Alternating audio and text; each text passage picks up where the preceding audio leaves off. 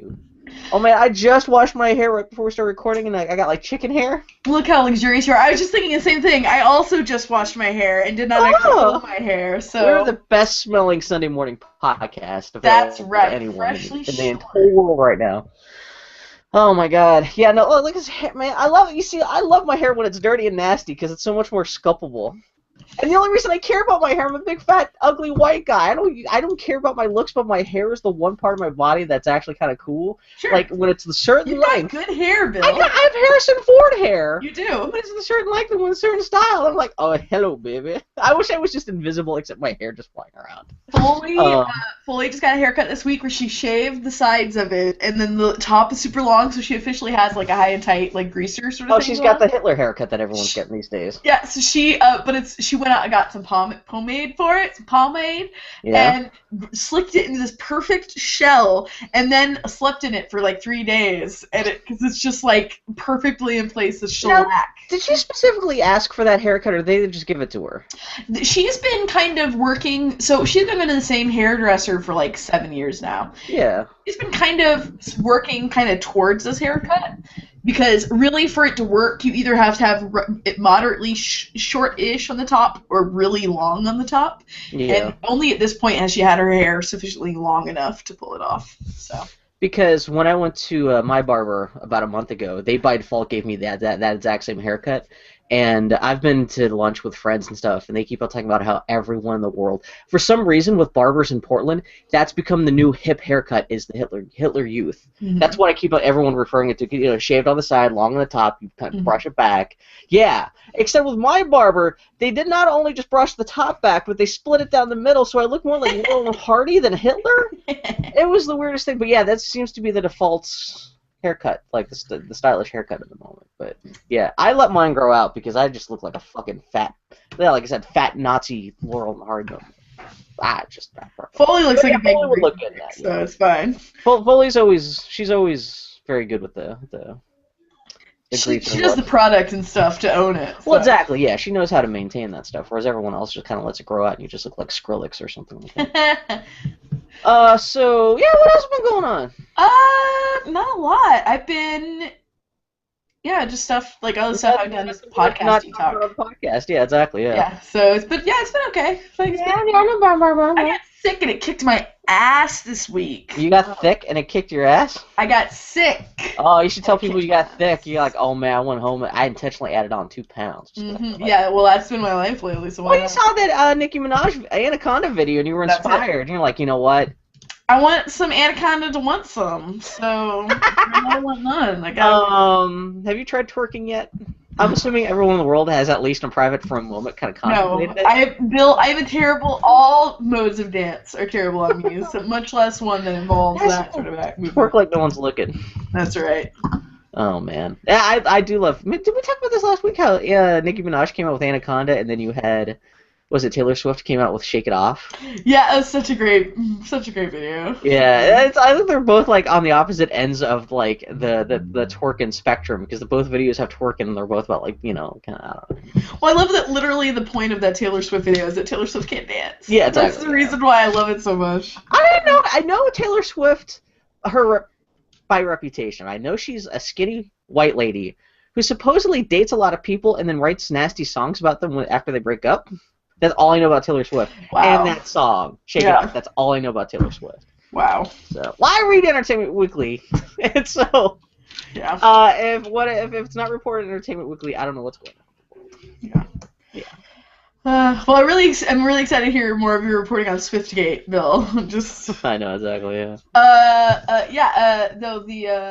I got really, really sick on Labor Day, and it kicked my ass, and I was like cold sick? I got a fever. And it laid me on my ass. What kind of fever? Okay, now this is how your torch song starts.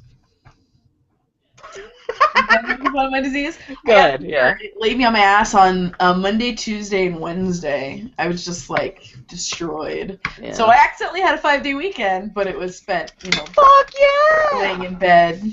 That's your Labor Day weekend. That's fucking awesome. No, it was not. It was terrible. Man, one of the best weeks I ever had was when I went up to PAX, got swine flu, came home, spent 2 weeks sick. It was 2 weeks that I could justify not doing anything.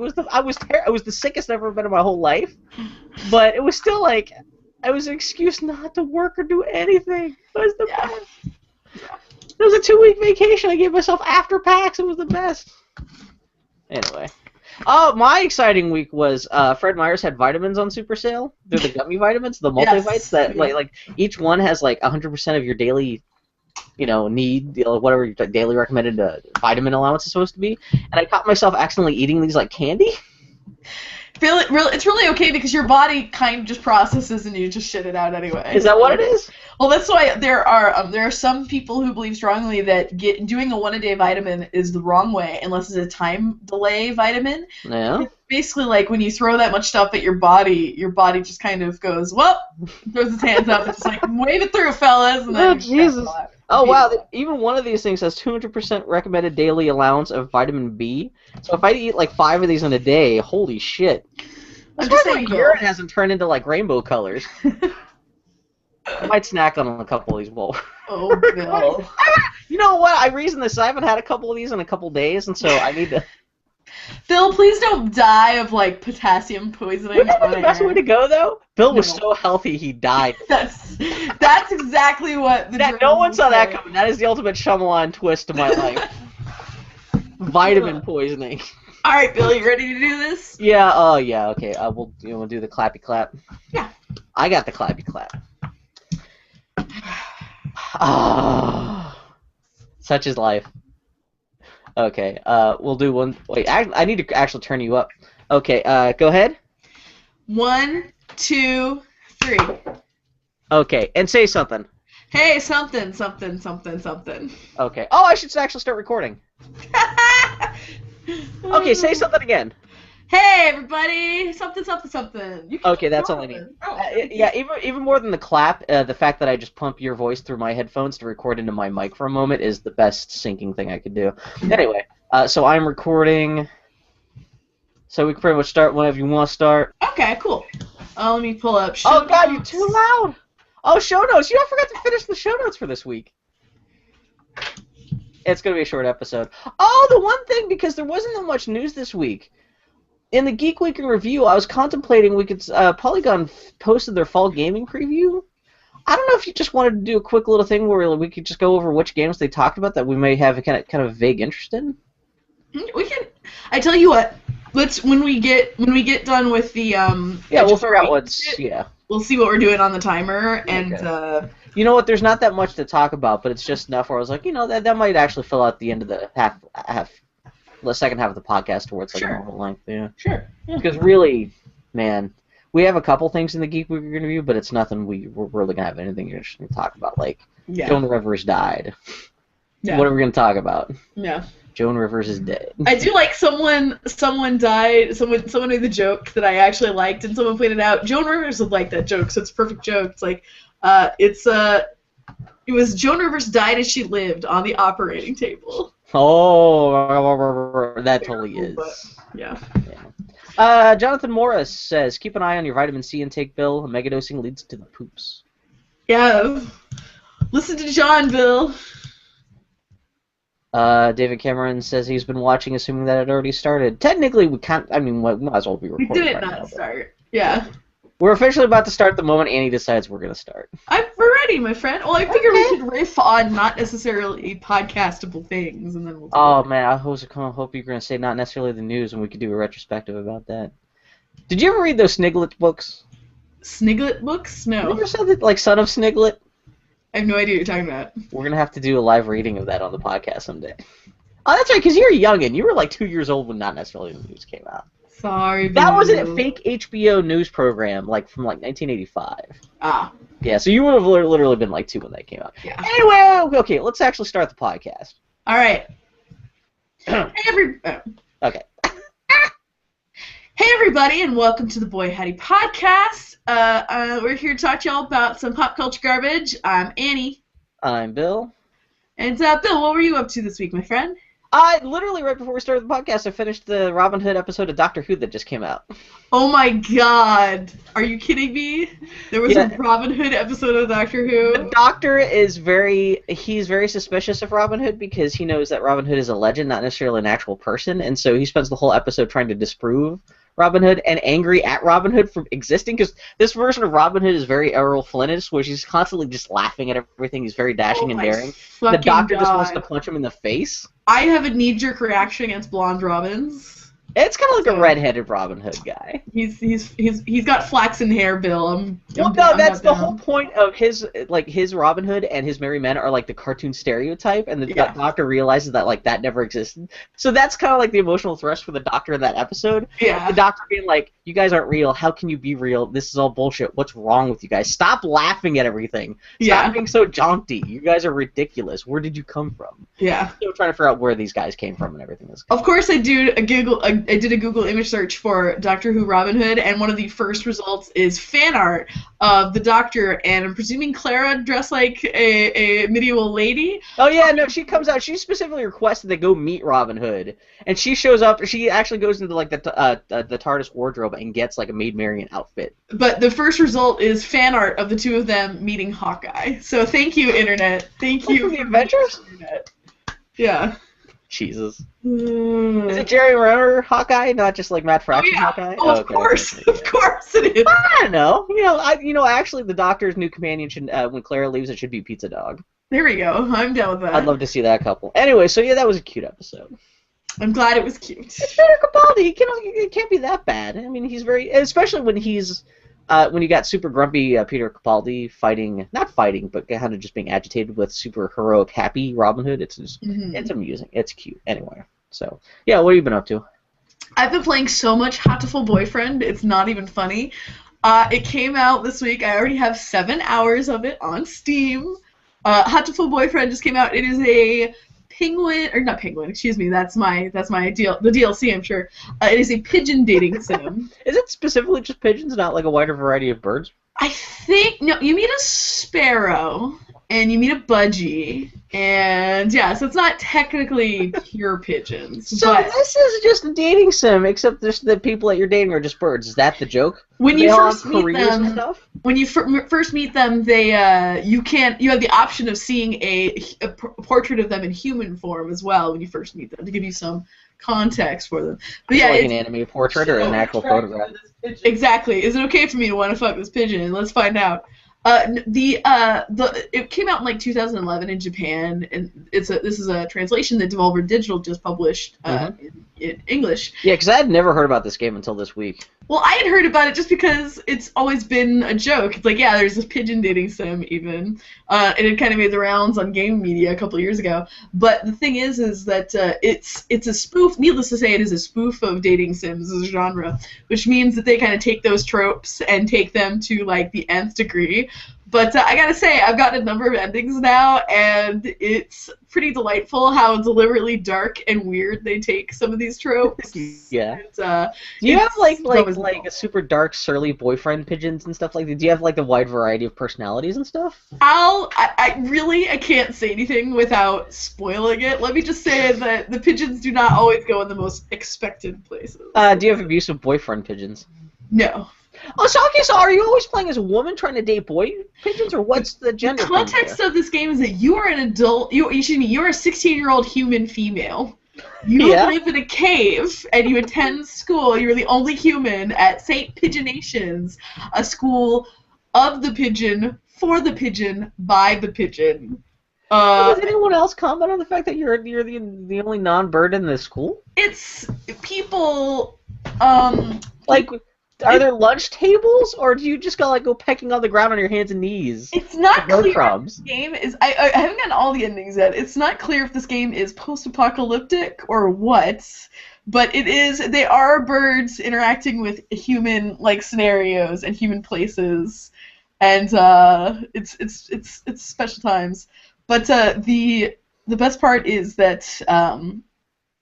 Yeah, it's a visual novel, so if for y'all who've not played them, they're pretty uniformly terrible just because they're essentially choose your own adventure sort of things, and where they're just arbitrarily branching paths, and replaying them can get very repetitive because it's the same thing until arbitrarily you Y off, and it's hard to. It's not necessarily fun per se, but you know. You spent 7 hours. But I spent doing 7 it. hours playing it. It's a very strange genre, but I'm enjoying the hell out of it. I gotta say. So do you ever actually get to see your own character?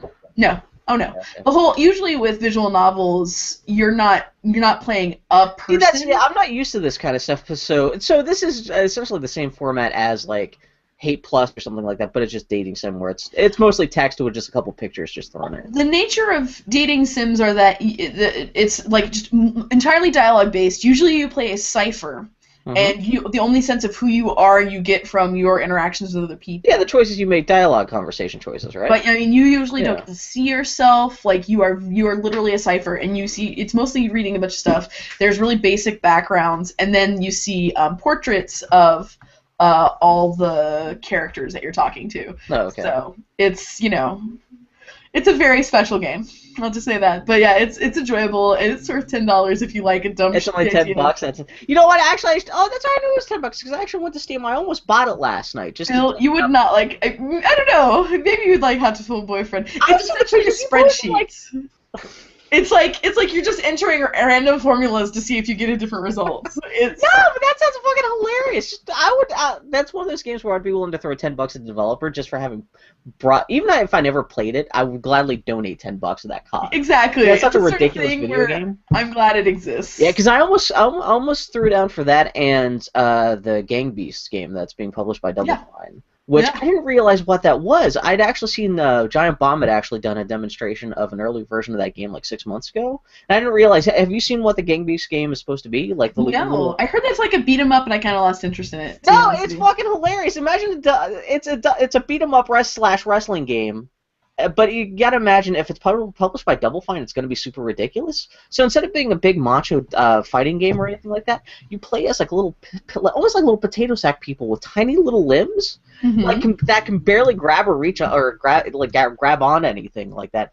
And they're all very colorful and they almost look like little claymation creatures that are just kind of like barely can grab onto other people and throw them around and stuff. Yeah. And like the first stage you start off on, you're actually in a little wrestling ring, and the way you knock out other people is by throwing them out of the ring. But then the next stage is I think you spawn on top of 2 giant trucks that are racing down this highway. Okay. So of course if you fall off, you lose, or you might get thrown off a truck. Right. There's another stage where you're fighting on top of a pair of window washing little platforms that are suspended like 50 stories off the ground, and of course you can actually cut the wire suspending the platforms. But everyone's the controls sound like they're intentionally terrible, so you have a hard time knowing what you're doing, so it's very clumsy, but it's supposed to be just a fun party game. I think you can play up to 8 people just fighting each other at once. And the idea is that you have to either knock someone out of the ring or kill them by throwing them off a building or off a truck. Video games. But the creatures. So I guess now that it's being picked up by Double Fine, before it was just a bunch of little claymation kind of vaguely humanoid potato sack people. But now that it's being published by Double Fine, now you can dress your people in little costumes. Yeah. So you can have a chicken guy fighting a little alligator guy or a guy with a little fez. Yeah. It's fucking cute as hell. I just realized last night when I was looking at it on Steam, it's actually out for the Mac, and Annie and I only have Macs right now. Oh no, you have a Chromebook. So I have a Bill. That means I can only play games that are Chrome apps. I know exactly, but still, technically you have a PC. But what I want to do, it's only a multiplayer game though. There's no single player campaign or anything like that.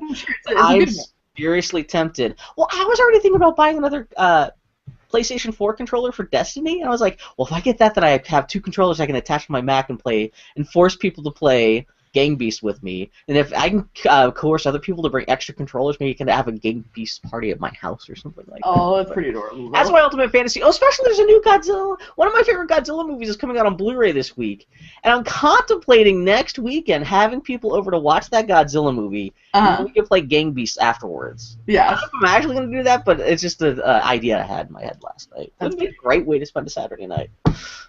Anyway. There are worse ways to spend a Saturday night, I'll tell you that. that. No, I had a good time with it's a Hatoful Boyfriend. Hatoful Boyfriend. It's a gorgeous thing, and I'm enjoying it very much. It's the biggest, dorkiest mess. Who's been your favorite boyfriend so far? It's really, there's no winners here. It's a bunch of losers, to be honest with you, because they're the basic dating sim tropes are just not. they're not necessarily good or compelling romances, but the most entertaining one, the one I enjoyed the most, was the Evil School Doctor. I'll just say that. Oh yeah. Again, no, it's all heterosexual. There's no gay stuff or anything. I was really excited because at some point you meet a Sparrow, who is this biker babe who rides around on her motor scooter. So is it like a little Photoshop picture of a sparrow like in a leather jacket? No, it's just a picture of a sparrow, and then like in the background just pop up a static image of her motorcycle. And then that's kind of even better. I'm glad. Yeah, okay. At one point, I did get jumped by punk pigeons, or punctions, as they were called in the game, which were these pigeons with terribly photoshopped, like just drawn on mohawks and like piercings in their beak and like jackets, like leather jackets and shit. That sounds fucking fantastic. It's a good time. It's just an enjoyably ridiculous game. Dating sims are usually not. They're pretty ridiculous just by default, and then they sometimes take themselves too seriously. Mm-hmm, yeah. So, or the wrong kind of ridiculously. So it's nice to play one that's just like balls out ridiculous. So the other game I played this week is when I was sick, I was like, oh, I don't feel so good, I should play a video game, and then I decided to finish The Walking Dead season 2, which I didn't know you'd actually been playing that much of that. I remember you talked about the first episode or two on the podcast like months ago, but I played the first 3 episodes, and then once I stopped really using my Xbox 360, I just kind of forgot about it. Is that where you're playing it on? Yeah, okay. Yeah. Because I wanted to bring over my stuff from my choices from Walking Dead 1 and 400 Days. Did it seem like your choices from Walking Dead 1 were actually having an impact on the plot? It's just slight. It's just tiny things. It's like a passing allusion to a thing that did or did not happen. It's not any sort of deeper meaning. You pushed Lee in front of a bus. Exactly, right. Lee you died. You had sexual fantasies about Lee. Thanks, Phil. That's a good one. Really appreciate that. Well, I figured she had. So I finished Walking Dead 2. I played episodes 4 and 5, and I kind of am glad that I played them when I was kind of sick and not really on the top of my game, because normally I can't help to play with the instinct of Clementine is still trying to some degree to preserve some element of Clementine's purity, which that's pretty much the driving motivation of season 1, and this second part is all like basically Clementine is on her own and exposed, and what will she do when she's in these elements? And it's just like the choices she make. It's much more interesting when you play it basically renegade Clementine, who's like, fuck everything, I gotta survive. For the first time, I made a choice, because at the end of these Telltale things, since it's so much about choice, they show you a breakdown of who made what choice. For the first time, the last choice I made in season 2 was I was in the bottom 10 percentile of folks who made that decision, which has never happened to me before. Wait, at the end of which episode? The very end of the season. What was the decision? I'm not going to say, because it's literally the climax of the whole season. I don't think anyone gives a shit.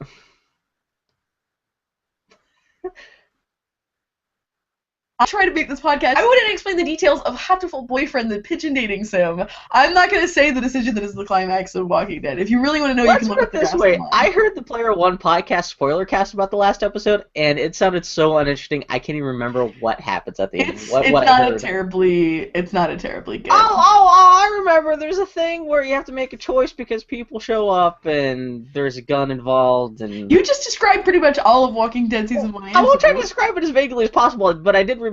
Supposedly, The Walking Dead season 2 has the possible story paths diverge much more wildly. I can't even speak this morning. Than they did in the first game, where the first game was. The game ended the same way almost regardless of what your choices were. There are some personal details that changed, and some characters died, but yeah, it sounds like the second game there was actually like the end point was like considerably different for different people.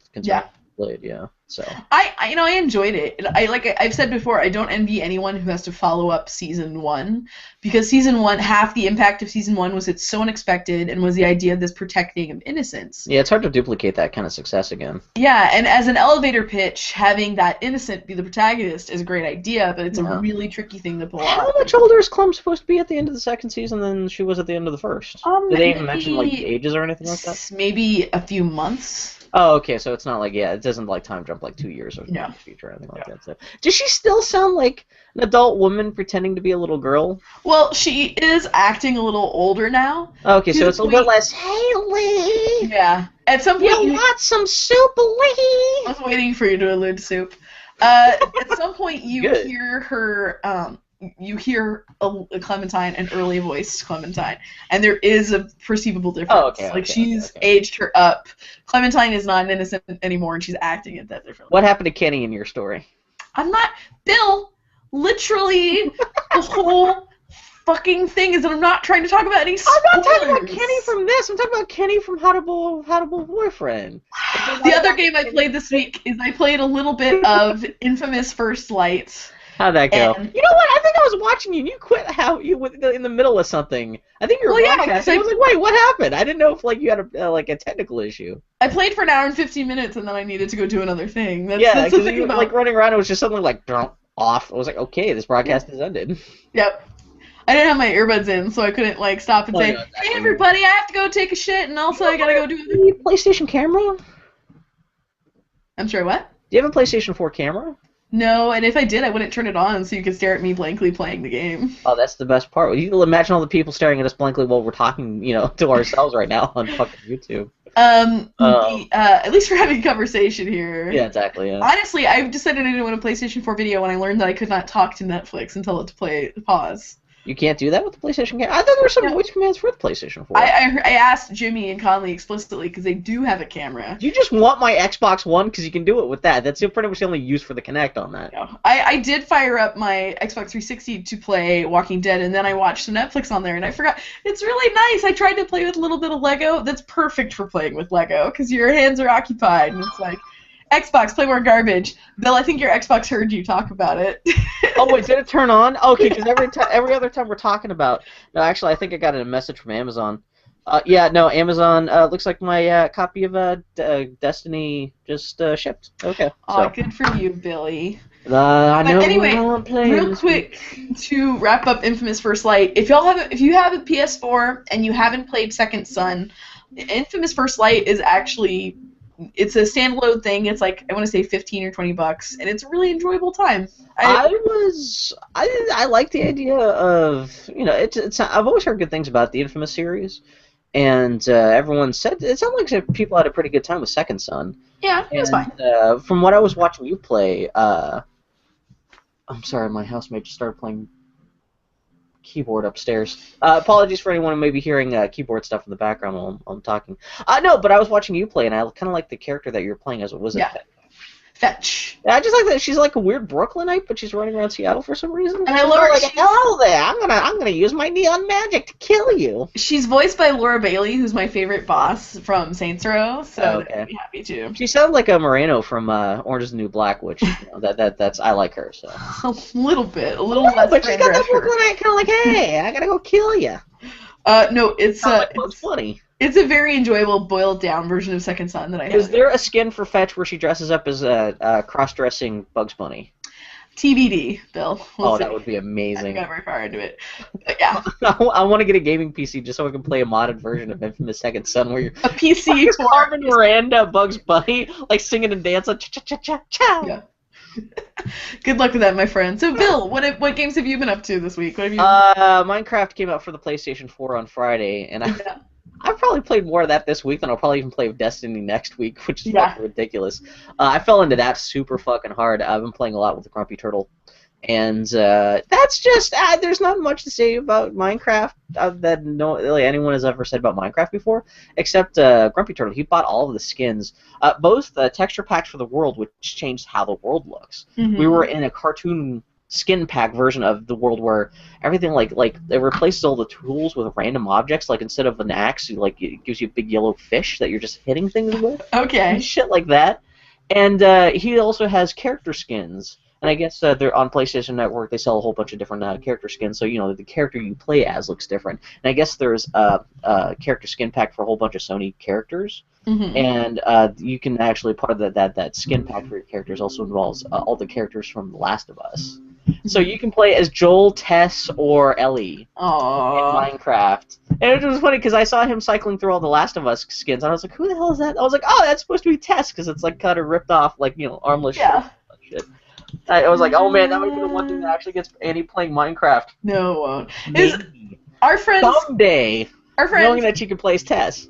our beloved friends Josie and Kelly are in town, and they were so sweet. We had them over for dinner the other night, and they were giving us a passionate defense of Minecraft and what they find satisfying about it and what they find engaging. And it was great to talk to them about Minecraft for like 45 minutes, just them preaching the gospel of Minecraft. But I love how much y'all love Minecraft. I really Minecraft do. is fucking great because it's so many different games in one. You have the creative mode where you can just fly around and like treat it like a big Lego thing. Right. You have the survival mode where you could just make it so that it's you just versus the environment, or you can turn on all the monsters so you have to worry about being attacked. And so like it has a great spectrum of difficulties that you can kind of like kind of inflict on yourself depending on the mood. Mm-hmm. And you can decide if you want to play it as like a building sim, or if you just want to like adventure, just go explore, and rather than building things, if you just want to go see what's out in the world. One of the nice things about the PlayStation 4 and Xbox One versions of the game, I think they said whereas the PC version, the worlds are spontaneously randomly generated, and they could technically be almost infinite. Right. The Xbox 360 and PlayStation 3 versions were very tiny, though, just as a result of, I think it was a combination of RAM issues and also Microsoft and Sony have limitations on the size of your save data. Oh, yeah. And which I guess with the Xbox One and the PlayStation 4, those limitations are much larger, so I guess these worlds can be up to 32 times larger than they were on the original console versions. Wow. Which...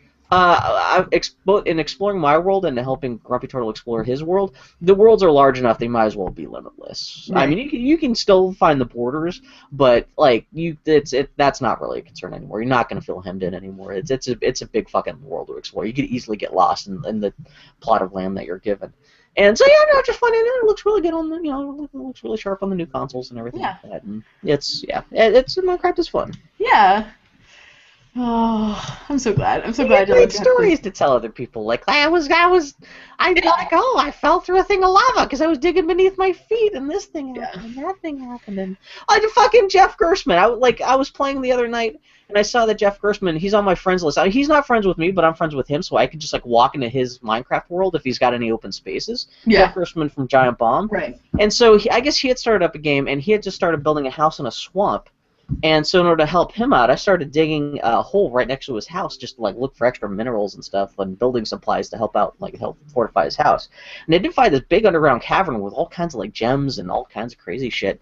And while he came down there, started digging too, he found this like dungeon full of spiders that I was not looking, I didn't know he found this. He walled up the dungeon, kind of like goaded me to kind of come near the dungeon, and I could hear something on the other side of the wall.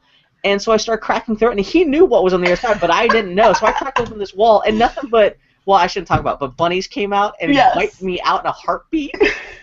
And he laid a trap for me just to fuck with me in the game, which is kind of a funny, just like, yeah. That's delightful. And I was trying to help him, and I said, fine, fuck, I just saved out and quit. And trying to help a gaming journalist. I'm now part of Gamergate. That's right, Bill. You are part of the problem, my friend. Exactly. Now I demand culpability.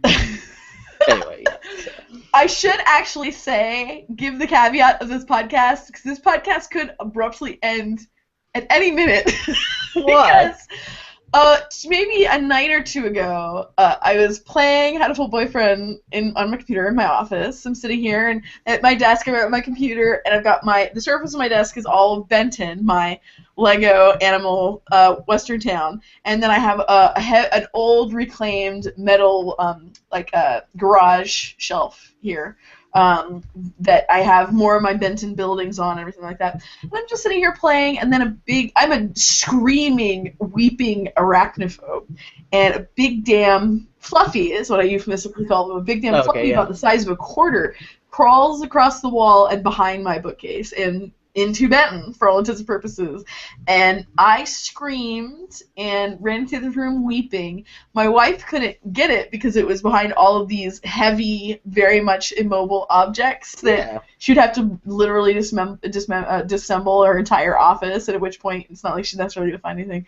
And so I actually didn't fall asleep till 4 o'clock in the morning for rocking hysterically and crying in the other room. So if I abruptly just bolt, it's because my worst nightmare has re-happened, and I'm outie. So I'm sorry to hear about that. Man, it was right during Hot to Full Boyfriend was the worst part. I'm like, I just want to fuck a pigeon. Yeah, you're in your little zone, and then suddenly got knocked out of it and dragged into your own personal hell. And the worst part is that if it's in Benton somewhere, it's not gonna.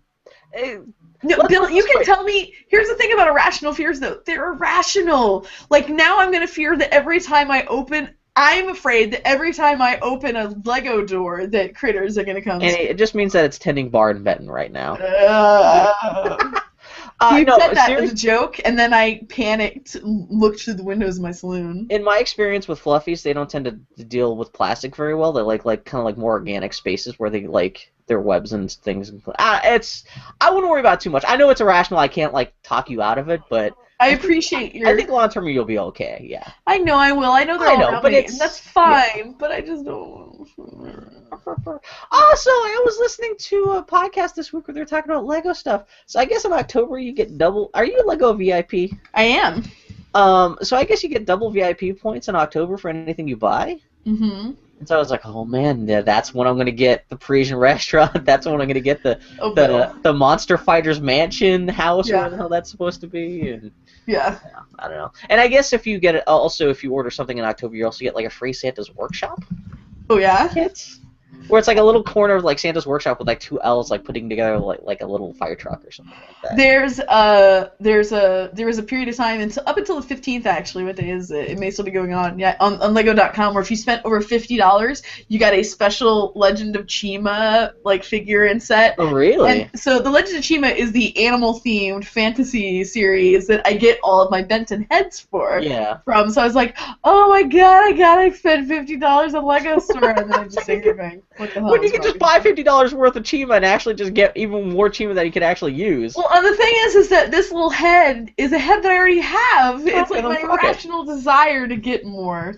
I got really depressed the other day because I realized I just can't afford all the Lego that I need and want because Lego's so fucking expensive. Did you get the email from Rich and Minifigs where they were having a sale where you can get like, I think it's like 5 minifigures for $10 regardless of what they are or anything like that? Thus ends our Lego corner in our podcast. I'll get back to the main.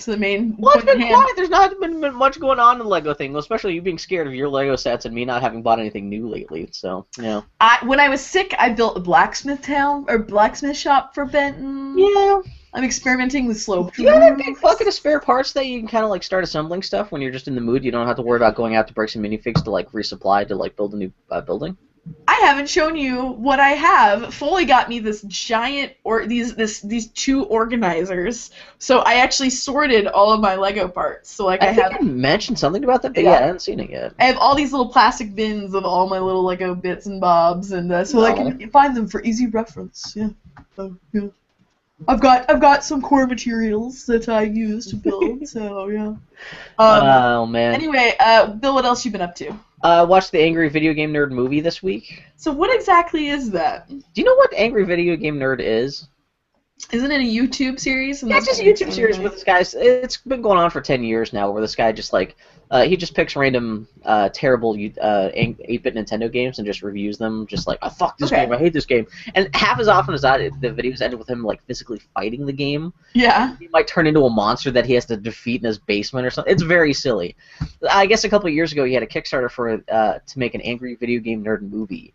And the gist of it would be like a feature-length film that would end with him reviewing the worst game of all time, being E.T. the Extraterrestrial for Atari 2600. And so he finally, after 4 years of working on this movie, he finally put it out on, I think it was Vimeo. You could buy it for $10. You just buy a download of it for like $10, like an MP4. And I bought it, and it's not terrible, but it's not very good. But it has its funny parts. Yeah. And it's kind of sexist and fucked up and lazily written. But there is this part towards the end of the movie where he gets rescued from Area 51 by a fake version of E.T. He can't use the word E.T. in the movie. Right. Because it's a copyrighted thing, so he has something called E.T., which is like 3 E's and 3 T with 3 E's after it. Okay. And he gets rescued by this weird, like, variation of E.T., which is like this little green hand puppet thing that rescues him, and they go flying off into space while this big Japanese monster rises from Mount Fuji and starts destroying the world.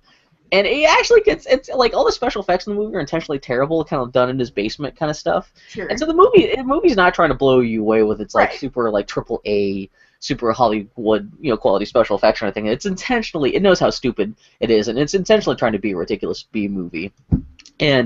But yeah, there's a sweet spot towards like the last third of the movie where the movie just gets so ridiculous because he's doing all this crazy special effect shit where the movie kind of turns into kind of a Pee-wee's Playhouse. Yeah. Kind of just giddy ridiculousness because like, he's finally got the money to like make his own little Godzilla homage with this monster like stomping all over Tokyo. Then it suddenly for some reason attacks Las Vegas and stuff, and it's cute. I paid $10 for the movie. I didn't kickstart the original genesis of this movie because I only found out about the Angry Video Game Nerd like maybe a year or two ago. Yeah. And he's actually the guy who created the Angry Video Game Nerd, James Rolfe.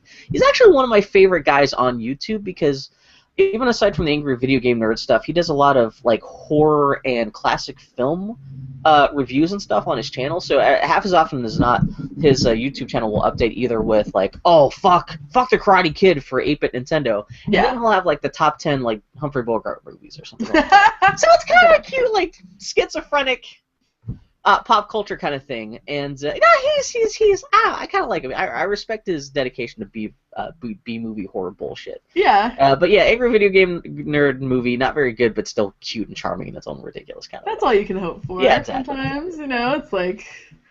Yeah. And the kind of funny thing is he loves to show how he's been making movies his whole life ever since he was a little kid. Yeah. And so like he'll show like in some of his clips like movies he was making when he was 12, just like monster attack movies and horror stuff, and he's gotten better, but he's still like very like threadbare kind of goofy sensibility. So that was it was very Bless. I like to know that people will give people money to make earnest dumb things on the internet because that's the only way I'm ever going to get any money off the internet. Exactly. Yeah, we have to. Yeah, no, yeah. He's one of us. A dear friend of mine, one of Foley's long time, her oldest best friend and total sweetheart, he found out about my Benton, my Lego town, and he was like, "Oh, Annie should make a stop motion Ben movie."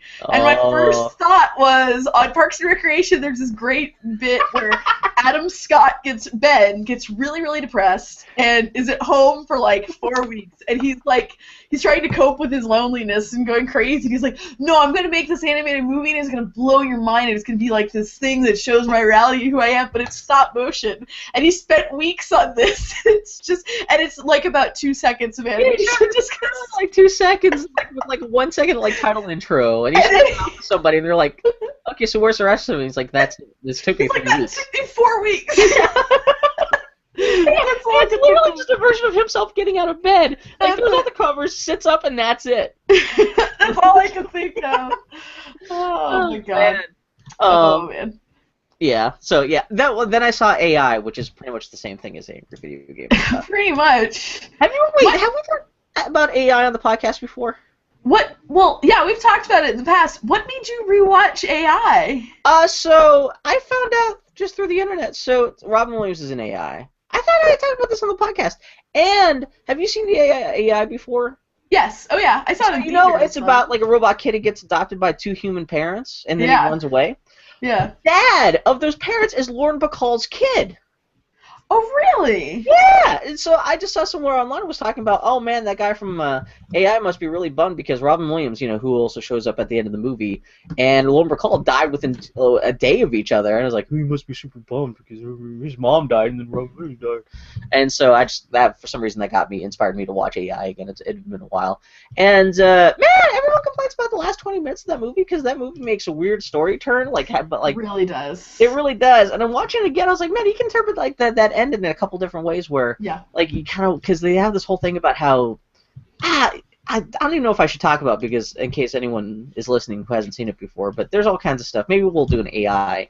We should do like a weird We should do a podcast someday that's about movies with weird endings and what they mean or how they could have been better. And AI could be like one of those movies we can talk about. Yeah, it's. I think that movie is so frustrating because it does a lot of neat and clever things. Yeah, there's some good parts in it, legitimately good. But then it's also just kind of weird and it's a very stilted movie. Yeah. And I watched Key Largo last night. Yeah, what'd you think? You were talking about it last week. I was gonna pretend I was like, hey Andy, we should talk about Key Largo. Yeah. Have you ever seen it? I had seen it before, but I just saw it as a refresher last night. Yeah, it's a pretty good little movie. It's a very intimate, little steamy, kind of fucked up movie. Yeah, what I like about it, and the more I was thinking about it, is I like the idea of using that sort of premise for a video game. Of like having just like these disparate people. Oh, just locked in a single environment. Yeah, and just in like coming, like understanding each other in this conflict, while there is also this element of like man versus man and then man versus nature as like the world kind of closes them in together and amplifies man versus man. I forgot that Edward G. Robinson was in that movie, which cracks me up because every time I ever see him in anything, I just think he's the human version of the gangster from the Bugs Bunny cartoons. That's exactly it. Like Foley was like, have I seen him in something? Because he's something. Yeah, because he's got like the little spats, he's got the cigar, he's got the hat, he's got the big liver lips, and you realize like anytime a gangster ever showed up in a Looney Tunes cartoon is essentially this guy. Yeah. I'm going to point out here, I was thinking this, but I wasn't going to say it out loud to be an asshole. Maxwell Motley just said in the stream, I love Bill. I will happily spoil a movie that's not even out of the cinema yet, but you hesitate to spoil a film that's 13 years old. Wait, what did I spoil that's in the movie? Well, no, you were hesitating to spoil AI, whereas like last week you're like, everybody's seen Guardians of the Galaxy, let's just talk about it. God damn it. Yeah, okay. Just saying. But no, yeah, Key Largo, it's a fun little intimate little film, and what's interesting is the kind of agency that the women have in it is always kind of an interesting thing. So yeah, well, I guess there are two women. I forgot about the alcoholic lady in that. It's a very subtle thing, but like the like Lauren Bacall, like I said last week, she's not really very active. But she still works on the periphery of the story enough. Yeah, it's not like she's just a she's a galvanizing force for Humphrey Bogart. Well, even like the ending, like you can imagine them getting together, but it's not explicit. It doesn't end with them hugging against the sunset or anything like that. I don't know. Yeah. And then the drunk broad lady actually in the end does have some agency, and yeah. Yeah, exactly. She kind of manipulates the situation. Exactly. My tongue doesn't work these days. It's all good. The funny thing too is not that long ago I watched. Did you ever see Tales from the Crypt, the HBO horror anthology show? They had an episode where Robert Zemeckis, I remember this is the big thing. It's like this is from like 1985 or 1989, like 25 years ago, where there was an episode where Robert Zemeckis said we're gonna have Humphrey Bogart star in an episode of Tales of the Crypt. Yeah. And I was like, what? And so what he did was he had a guy dressed like Humphrey Bogart walking around like in this little half-hour horror story that he then surgically implanted all this black and white colorized footage of Humphrey Bogart's face onto this guy.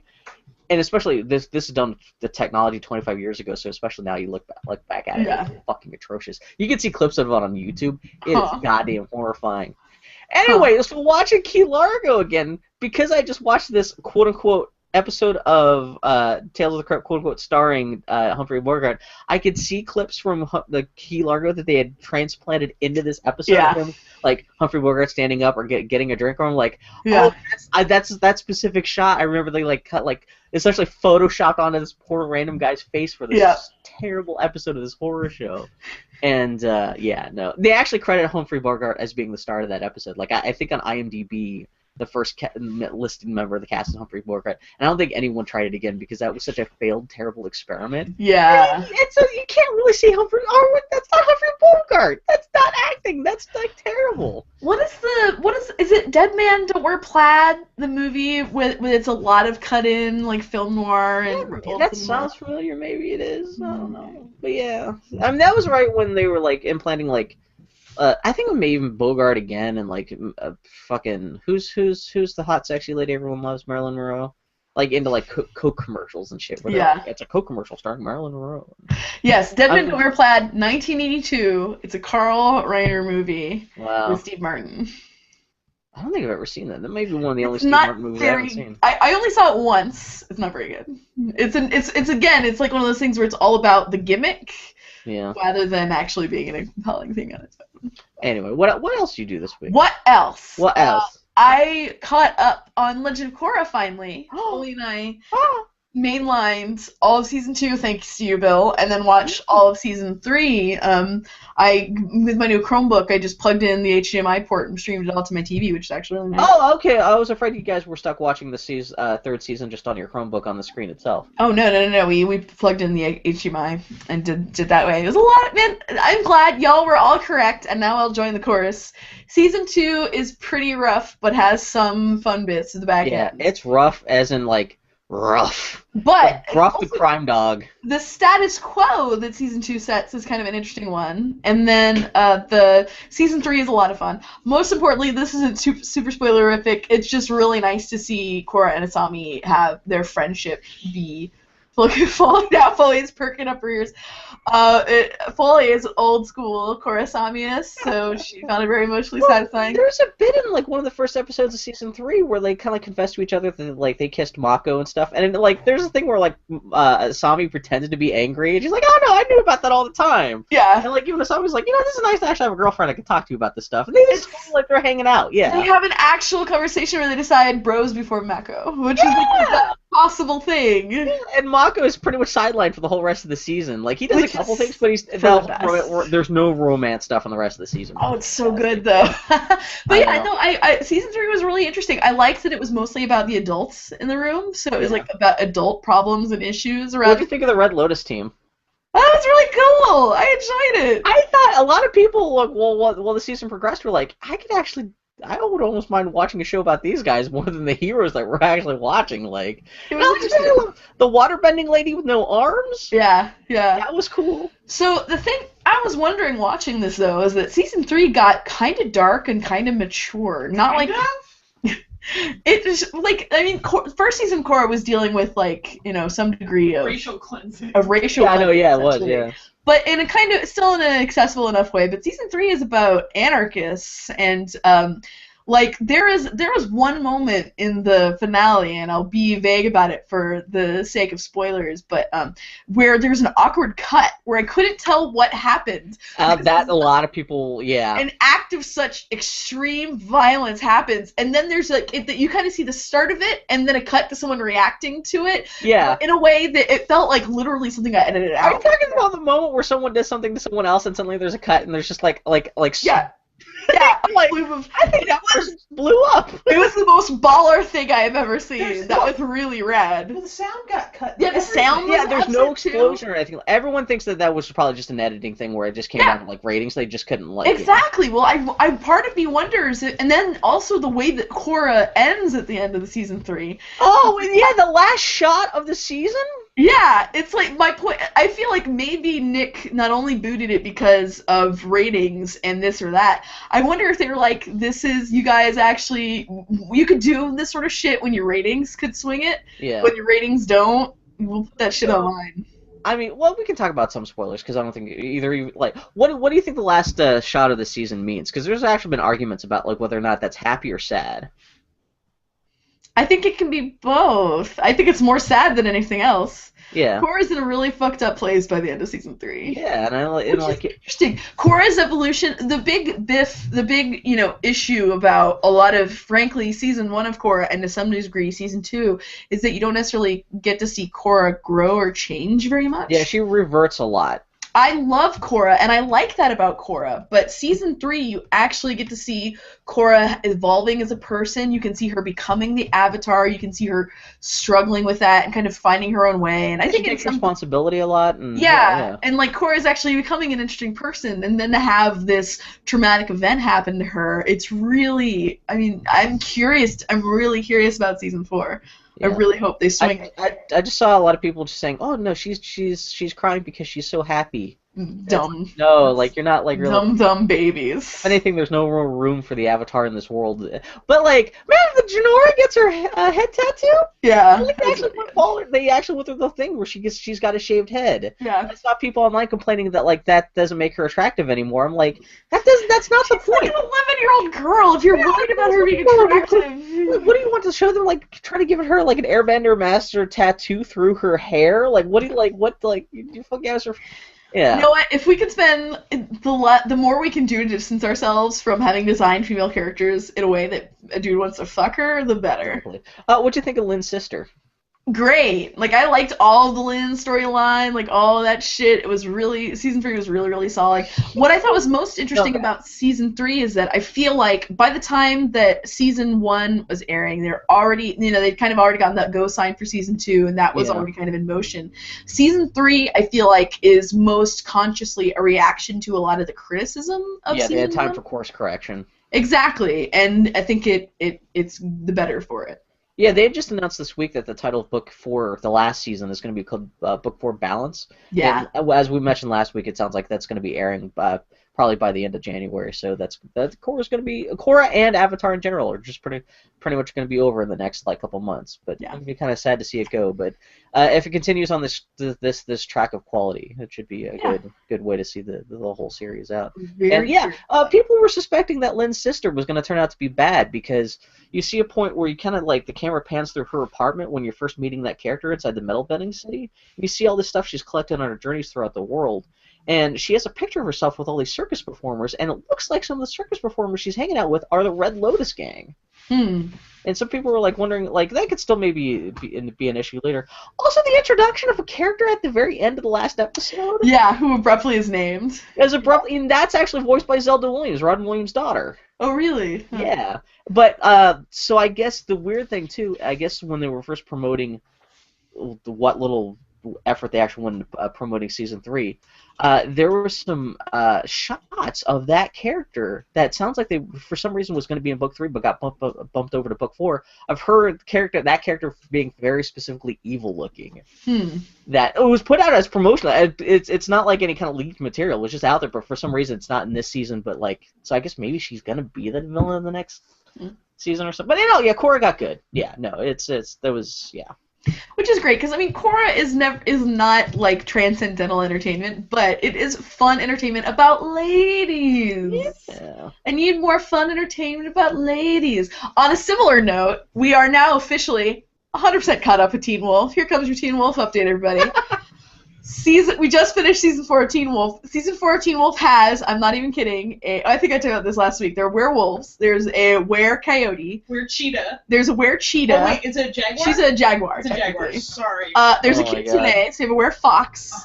And then, I know I talked about this last week, but you have the banshee, but I'm talking about weres. You have a moment where one of the werewolves briefly becomes a were-teen, which was amazing. And it's just fucking Teen Wolf. Teen Wolf is ridiculous. But what's interesting about Teen Wolf is that the most recent season in particular has a very concentrated and deliberate influx of ladies. Oh, yeah? You have your big bad, a lot of the agents of the big bad are ladies. You have more ladies added to the cast. Fucking awesome bounty hunters. Yeah, you have broad bounty hunters. You have a lady who's essentially just part of the ambient lore that drives the season and the look of the prior season is a woman, an older woman at that, and it's just kind of nice. It's not any sort of active, you don't have any of them going, and I'm a strong female character sort of shit, and they're not necessarily all the best characters, the best actors, but it's just kind of nice to have shows with ambient broads. I'm all about it. Ambient broads, ambient gays. Ambient gays too, yeah. Someday we'll have a main character gay. How many seasons did that show up to? Oh wait, no, is it over? Did it finish? What? Or is it one episode left? One episode left. Well, there's one episode because you left. guys have eaten all the Vikings that there is to have. You finished up Teen Wolf, you finished up Korra, you're running out of stuff to watch. There's one episode left of Teen Wolf. Actually, that airs tomorrow night fully. Yep. Damn. Anyway, that's been our vast consumption of media lately. But I'm still catching up on Hell on Wheels. That's the other thing I watched this week. Yeah. Hell on Wheels is not very good. It's pretty bad. I keep thinking you're calling that that's a woman's name called Helen Wheels. Helen Wheels. That's in my fan fiction. Hell on Wheels is interesting because it's a lot of really potentially interesting characters and scenarios that are then just totally not terrible. That's still the show about building the Continental Railroad, right? Yeah, it's about crossing the United States with rail. And the season. What's his name from Chief O'Brien from Star Trek? Yeah, right? I made the joke before. Part of my issue with it is that it feels like Chief O'Brien's holodeck power fantasies. But once that's over, you should just go back to Deep Space Nine. Foley was trying to get you to watch it anyway. You can just pretend it's a spin-off from Hell on Wheels. Yeah. Yeah.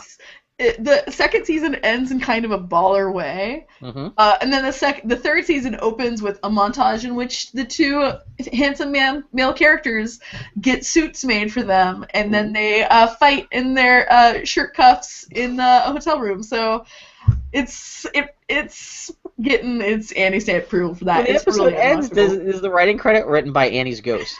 Exactly. Written by Annie's subconscious. You're welcome, Annie. You know, I forgot that in September all the TV shows are coming back, so I'm assuming we'll be getting new Parks and Recreation and stuff soon. You know what's funny? Weirdly, the show I'm most hyped about returning is Brooklyn Nine-Nine, of all things. I need to catch up on the first season because I watched like the first half of it, but I never wound up catching the rest. Those talk about ambient broads. That's just a good. Man, I hate that show too because like I think it's funny, but I also think all the women on every female cast member, I'm like, how you doing?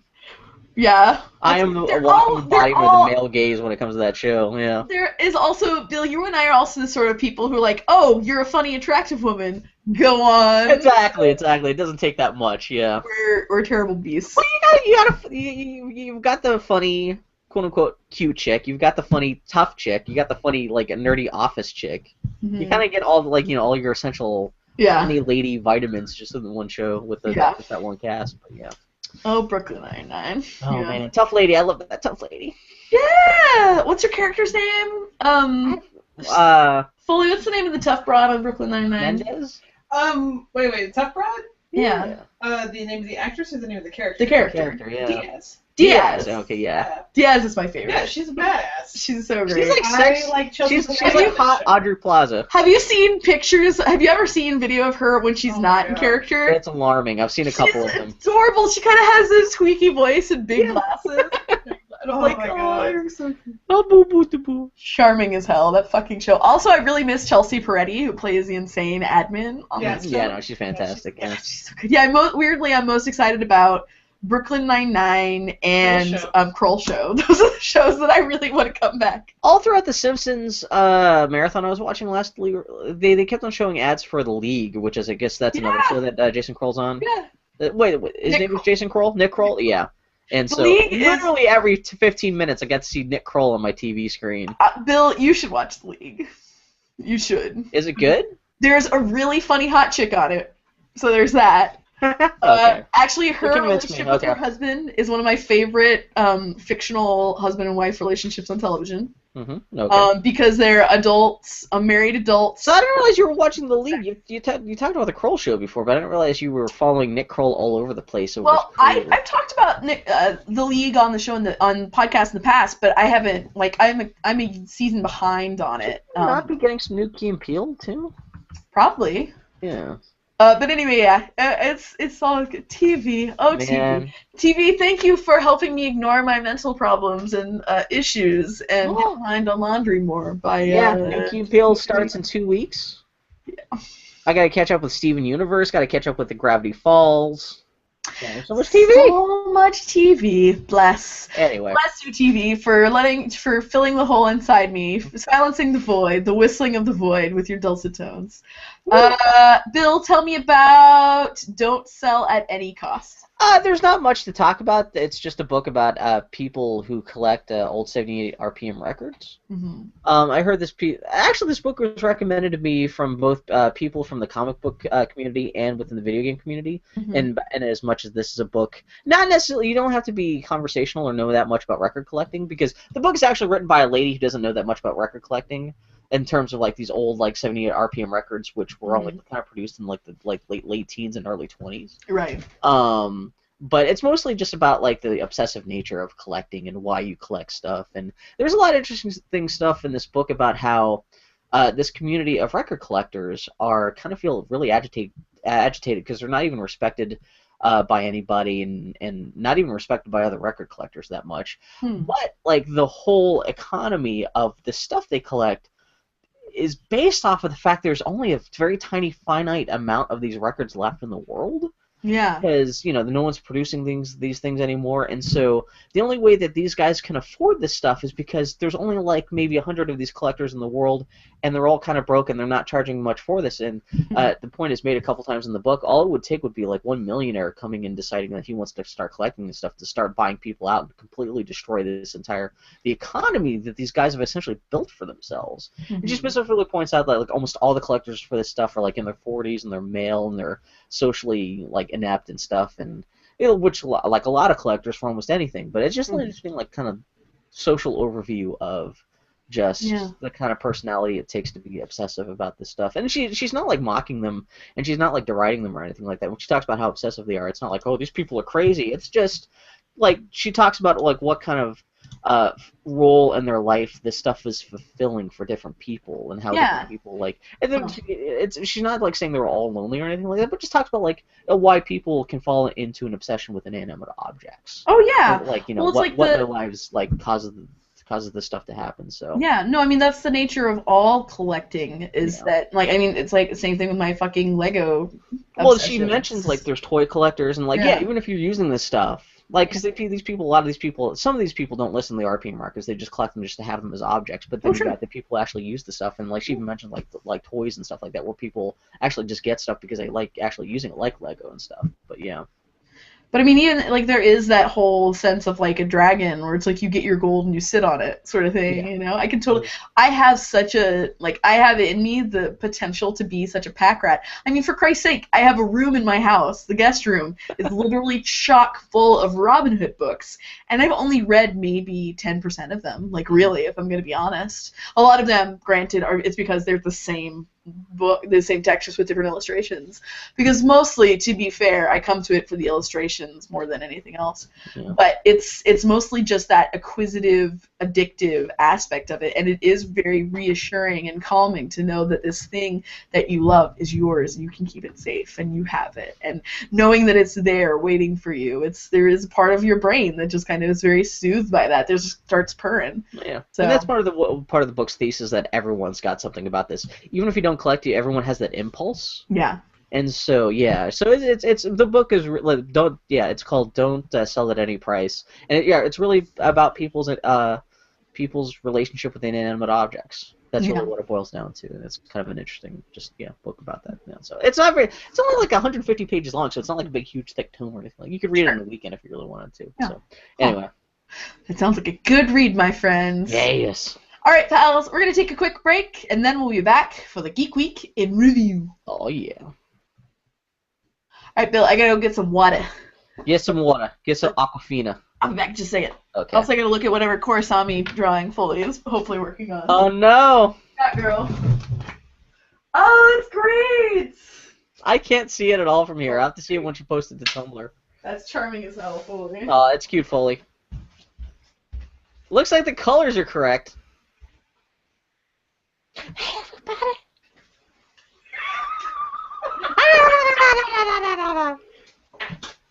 I'm a goblin on your TV screen.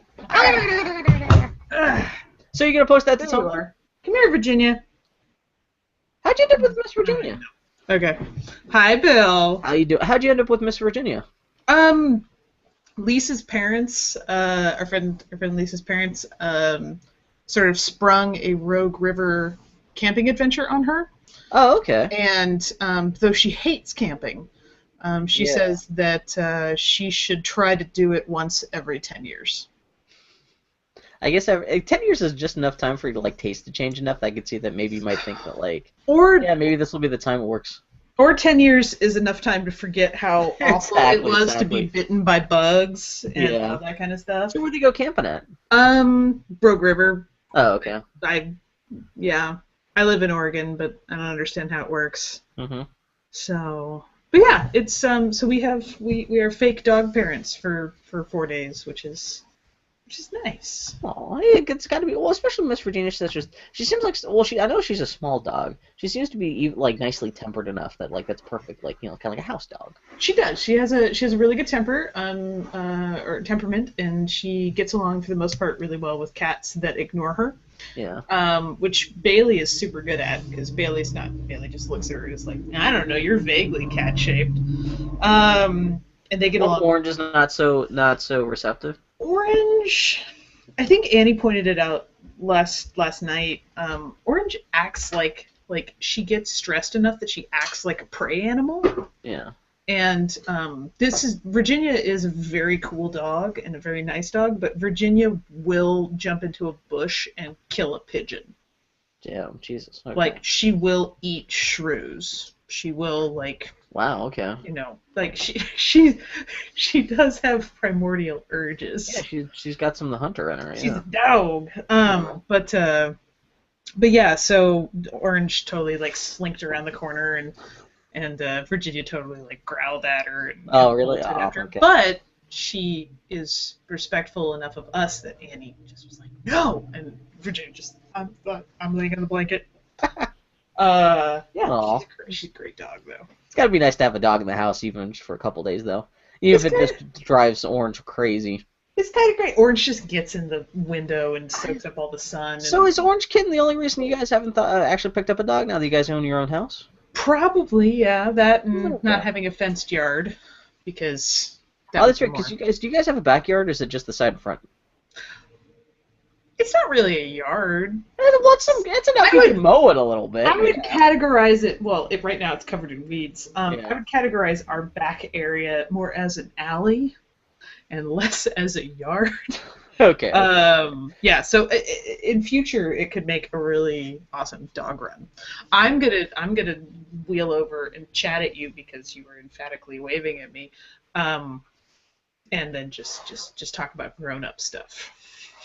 That's funny. About, like, we need to get a new fence and build a retaining wall. Yeah. The one viewer we have, I'm sure they're entertained enough they haven't left, so. This is the Geek Week in Review. Build a fucking retaining wall. That's cool. Like I said, I'm glad you guys reciprocating at have a dog in the house, or at least for temporarily right now. Yeah.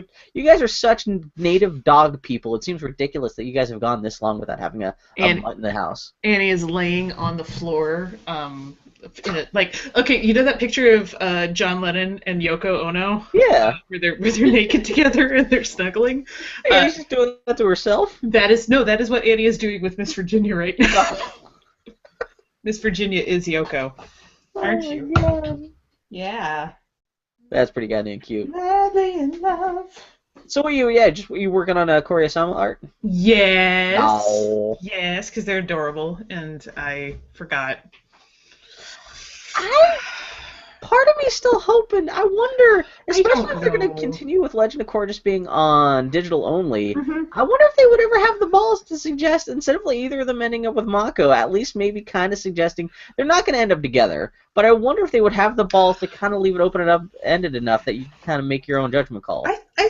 I think that both of the creators really admitted to the fact that they love Asami. Yeah, exactly. Like, she's amazing. She's going to turn out to be a villain, but then they decided that she turned out to be such an awesome character enough. They wanted her to be part of the good guys. Yeah. She's too badass. So, but they love her so much, and they love Korra so much. The thing that I found really interesting is that in that spoilers. Yeah, that doesn't matter. Yeah. In the end. Throughout the third season, the thing that's the best is that she's always there for Korra. Yeah. Constantly. Well, they're the one relationship in the whole show that's never faltered or anything like that. Yeah, and the other thing that I like thematically is like she's always in frame with her. She's usually closest to her and on her side.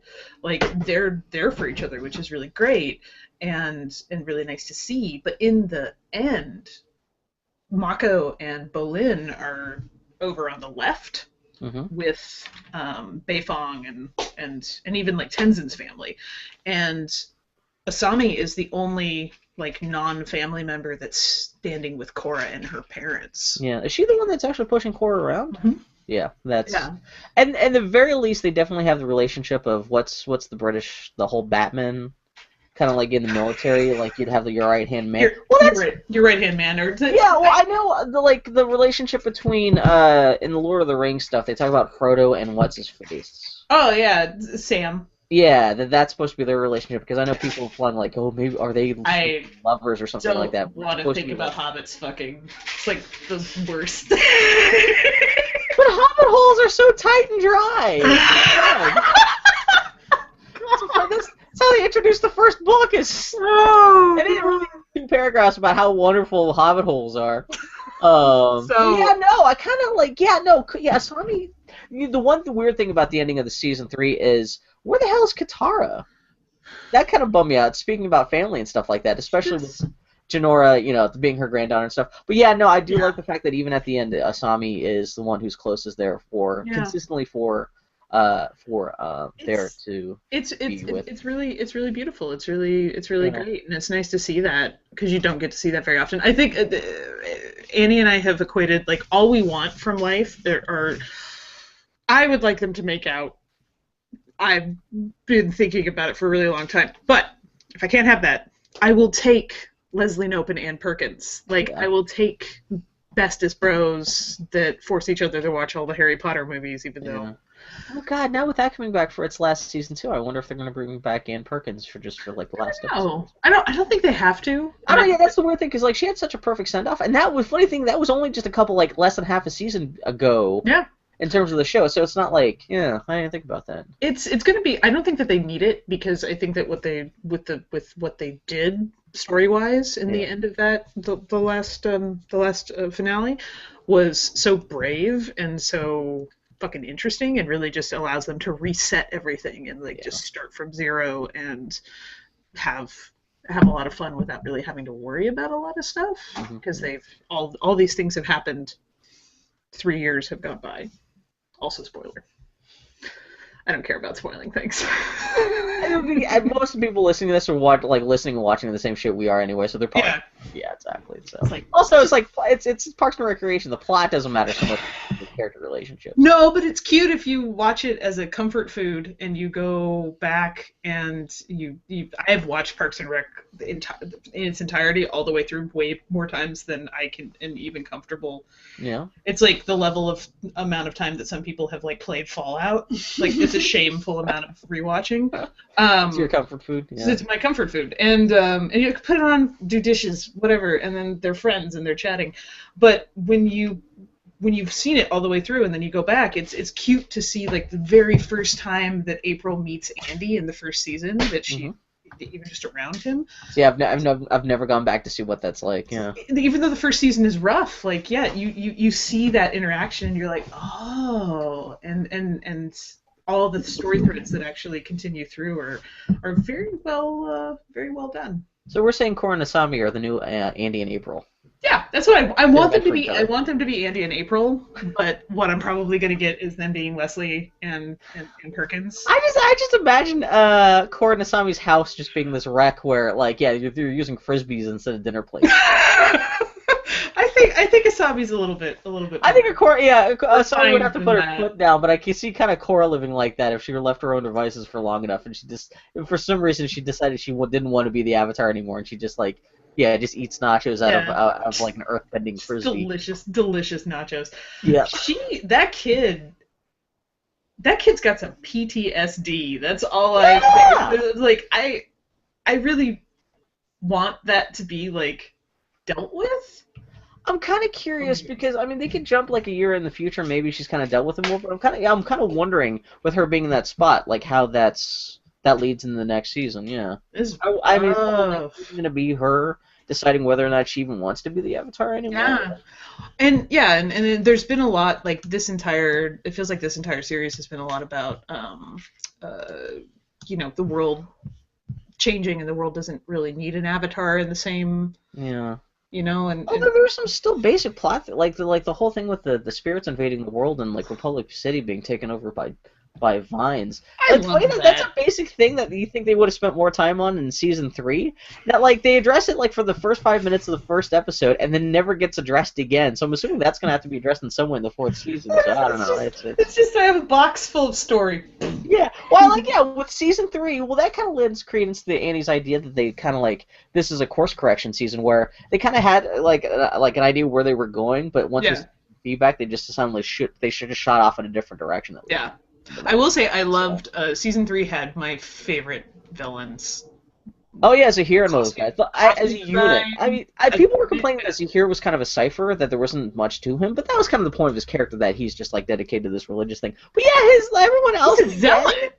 He's a zealot, and he's surrounded by crazy people. And even when he kisses the firebending lady, you forget. Like, I didn't realize she was supposed to be like 8 feet tall. Yeah, she's supposed to be like practically a giant. And and just the image of them kissing, where you never get to see that, where like the dude's kind of the diminutive one, and she's the kind of big, tall, powerful one. I just thought that was just nice. It's just the moment seeing them together like that, Their costuming, like how they present themselves and stuff like that, is so fantastic. And I mean, those villains were just as well rounded as almost any of the main characters. You kind of feel like they were almost essentially the star of their own show that just happened to show up and be fighting the good guys. Yeah. I really liked Bolin and Mako being caught by them and sitting. He's like, cool, okay, I'm gonna make a pass for you, and he does like names off 3 things, and then the guy's like, 2 out of 3, not bad. Yeah. Well, like when they're kind of fighting at the end, when they're fighting that guy in the finale, it's still a little bit. You kind of wish they could kind of like make up and be friends rather than have to fight each other and stuff. Yeah, could you not be crazy? Yeah, exactly. Yeah. No, it was generally fun season to watch. I'm glad you guys got caught up in it. So good. And I'm shallow enough that I'm watching the entire thing, just going, so many people in tank tops. Look. Oh man, Korra at the end when she's just ripping that place apart, when she's all like, she's got the one arm done up in chains like she's fucking Hellboy or something like that. Just like she just goes ape shit against Zahir, and they're just flying around. She's like, even at the very end when she like hits him with grabs him with the chain and just drags him back down to earth and slams him down. So good. She's a fucking beast. Even like when she's like jumping out of the chains, where she's just like jumping like an ape. I know, and I loved that. I loved the animation on that. It was beautiful.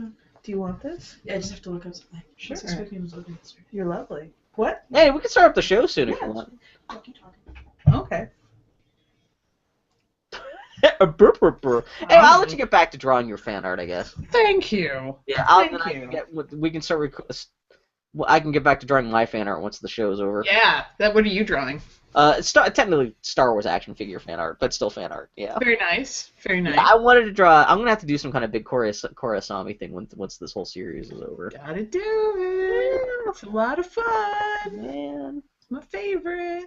Huh. Yeah. You're having a good time with that stuff. All right, I'm gonna go. Okay. Right. Good talking to you. My ear itches. Yeah, no, fuck those earbuds. Got my ear. Now you got your ear. Jerry. Yeah. Hi, Bill. How you doing? Yeah, sorry, bear with me just a second more. I just remembered that I was expecting a package yesterday. What'd you get?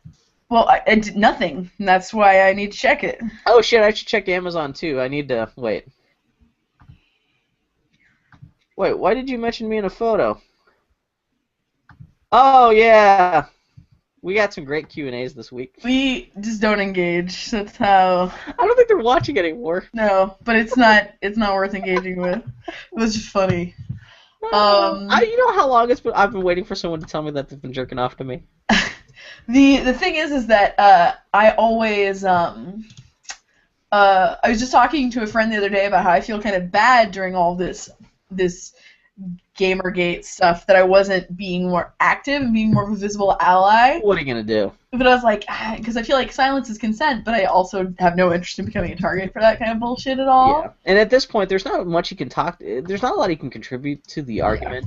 Well, you could add your voice to the cause, but you're not going to convince anyone. Like, trying to engage with other people about it. Like, you're not going to sway anyone about like how they feel about this stuff. So yeah, bear with me just 1 second. I gotta. Yeah, no, I'm actually signing. What were you expecting? I ordered all that stuff for you to make me a creep for Benton. It was supposed to arrive yesterday. Huh. A creek? Yeah. Did it arrive? A creek? Delivered yesterday at 10:03 a.m. We didn't have any mail yesterday. We didn't have any mail the other day before. Do you think someone's taking our mail? Possibly. Fuck. Probably. Sorry, I'm actually ordering an extra PlayStation 4 controller.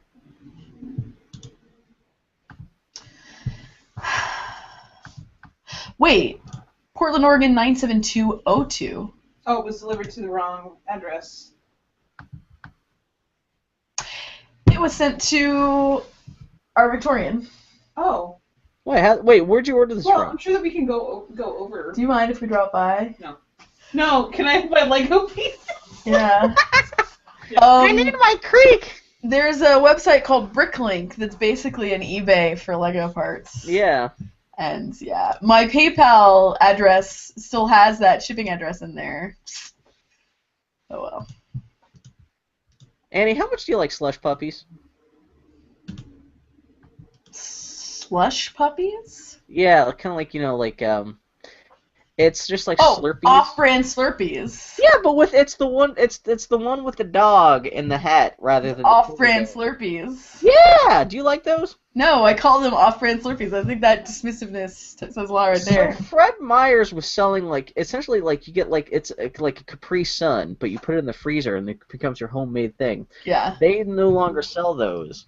They do have them on Amazon, but you can only buy them in bulk for $50 for a giant crate of them.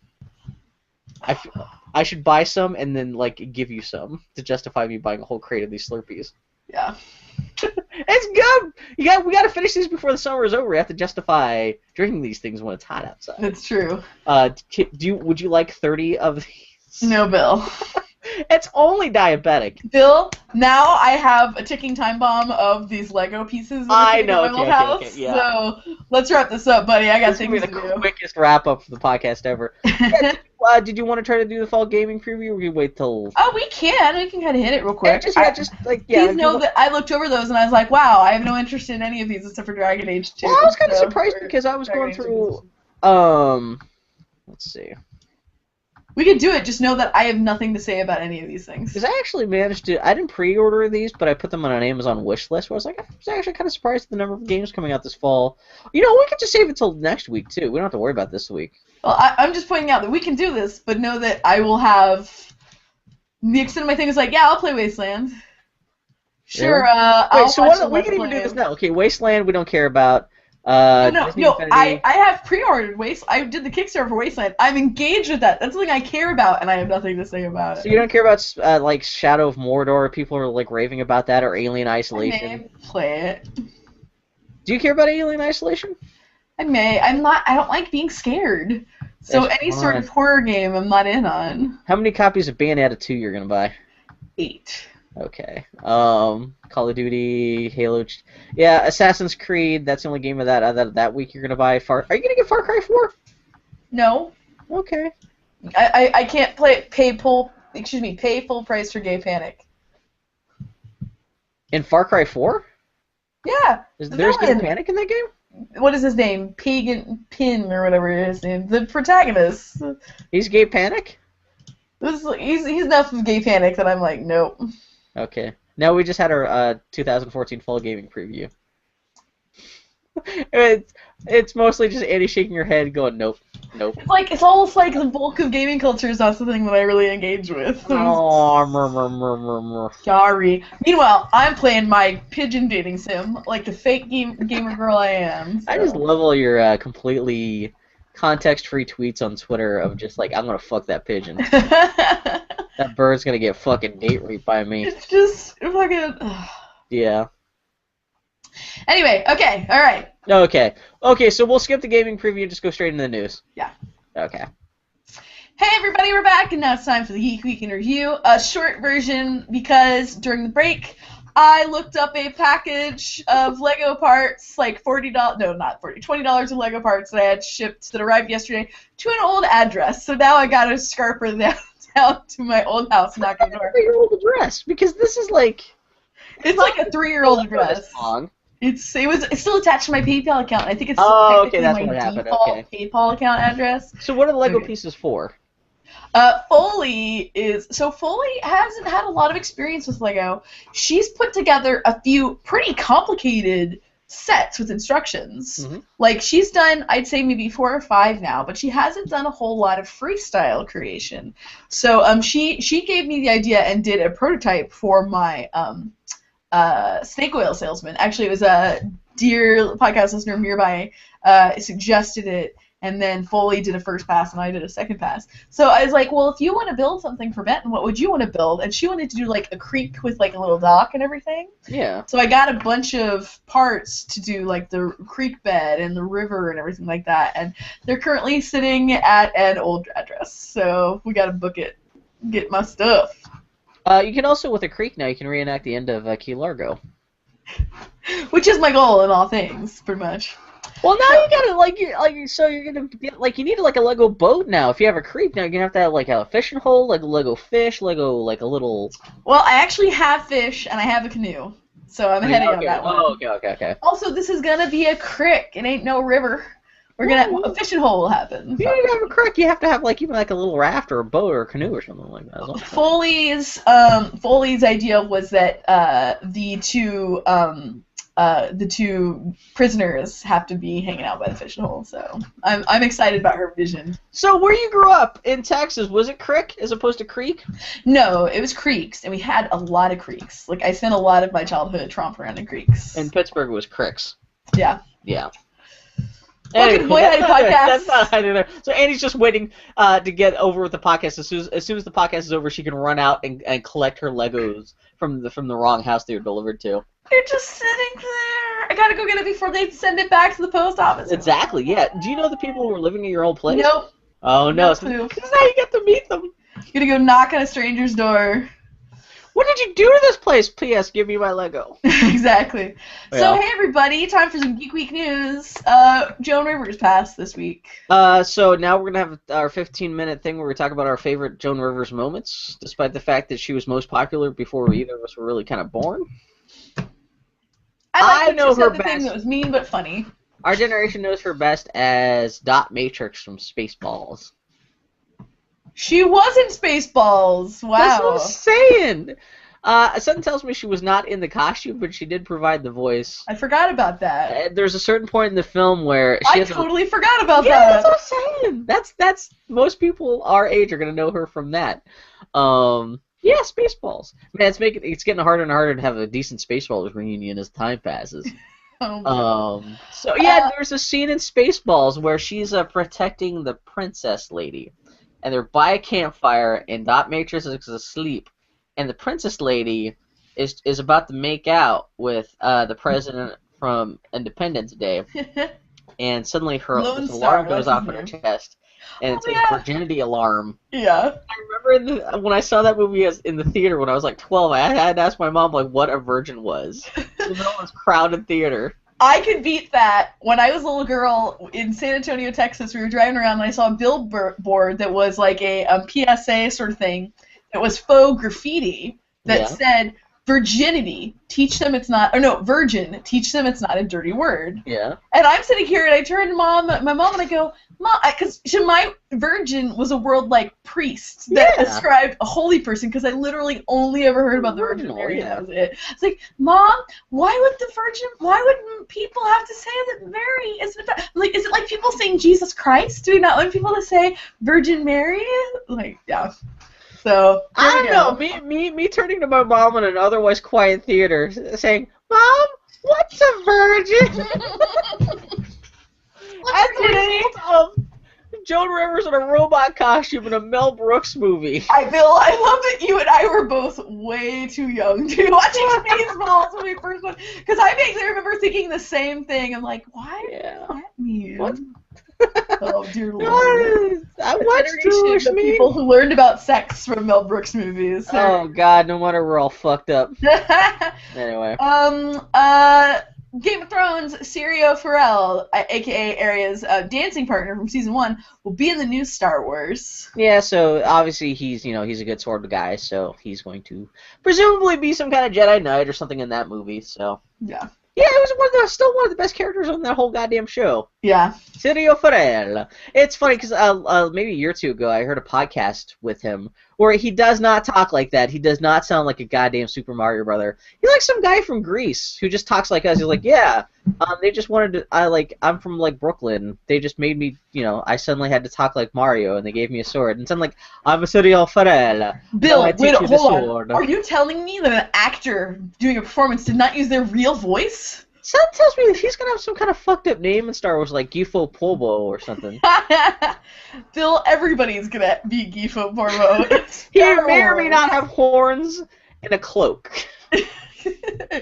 So yeah, so that's kind of cool though. You know, that guy played a great character. Speaking of Game of Thrones, no Hodor or Bran in next year's season of the show since they've run out of story from the books. Yeah, that's kind of alarming. I didn't realize they were that close to the end of the books already. I keep forgetting that because I've stopped watching Game of Thrones, so I'm not really aware of where they are. But yeah, they're out of story. Which does not bode well because even the last season of the show, all they did was walk in some snow and then stop walking in the snow. Yeah. It's not like anything that much happened. They met up with a tree, and the tree is like, "I will show you the future next season. Well, maybe the season after next. Yep. Once we figure out what that's this thing is. That's the last time we saw them in the books. Yeah, exactly. Yeah.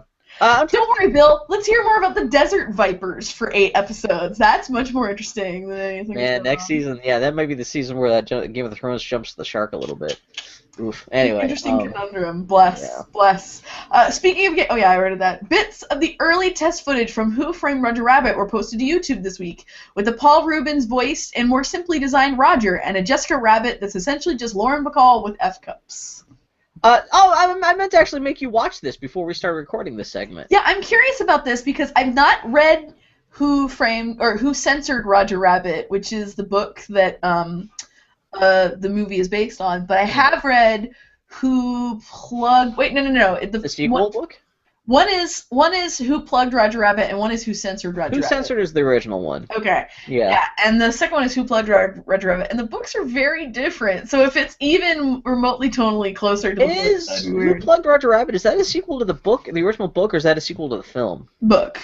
Okay, so it's about comic strip characters as opposed to animated film characters and all that stuff? Well, it's early enough animation that they speak in word balloons and shit. Yeah, exactly. Well, I know the original, again, I've never read either book, but I've always heard that at least the first one was specifically about comic strip characters. Mm-hmm. And so that's why they speak in word balloons. But yeah, there's a part in the second book where part of the evidence is that the detective takes one of the word balloons from the scene of crime and folds it up and sticks it in his pocket and tries to match the... Who figure out who said it, so yeah. Yeah, so anyway, on Cartoon Brew, they just, someone leaked just the original test footage. That's and it is pretty much what I said, yeah. It's Roger Rabbit is voiced by Paul Reubens, and Jessica Rabbit is, instead of being in a slinky dress the whole time, she's dressed kind of like a 1940s lady, and her face, everything, it really is just Lauren Bacall except with big tits. Yeah. Which I actually could really prefer that character design compared to what actually wound up in the finished film. Are you watching it now? No. Oh, okay. I was looking at Twitter. I love Still watching me visibly do not. No, but I'm just curious because Steve Wolford. Anytime I see Steve Wolford pop up on my stream, what's he talking about now? Steve just tweeted, "Bears are all our hippos." I don't really know what that means, but I'm on board. Steve, wait, does he mean like bears as in like gay men? I really don't know. I should back. Steve, I are talking about this tweet on Boy Howdy. Explain. He's living in Canada, so it makes sense that actual physical bears, like animal bears, would be his hippos.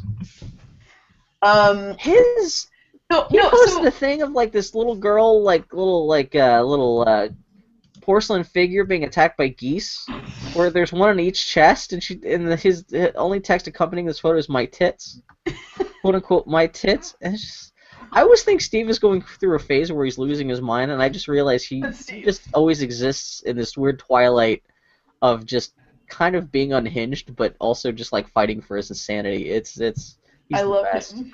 Steve oh my god, he's genuinely one of the best human beings on earth. He and his wife are just fantastic.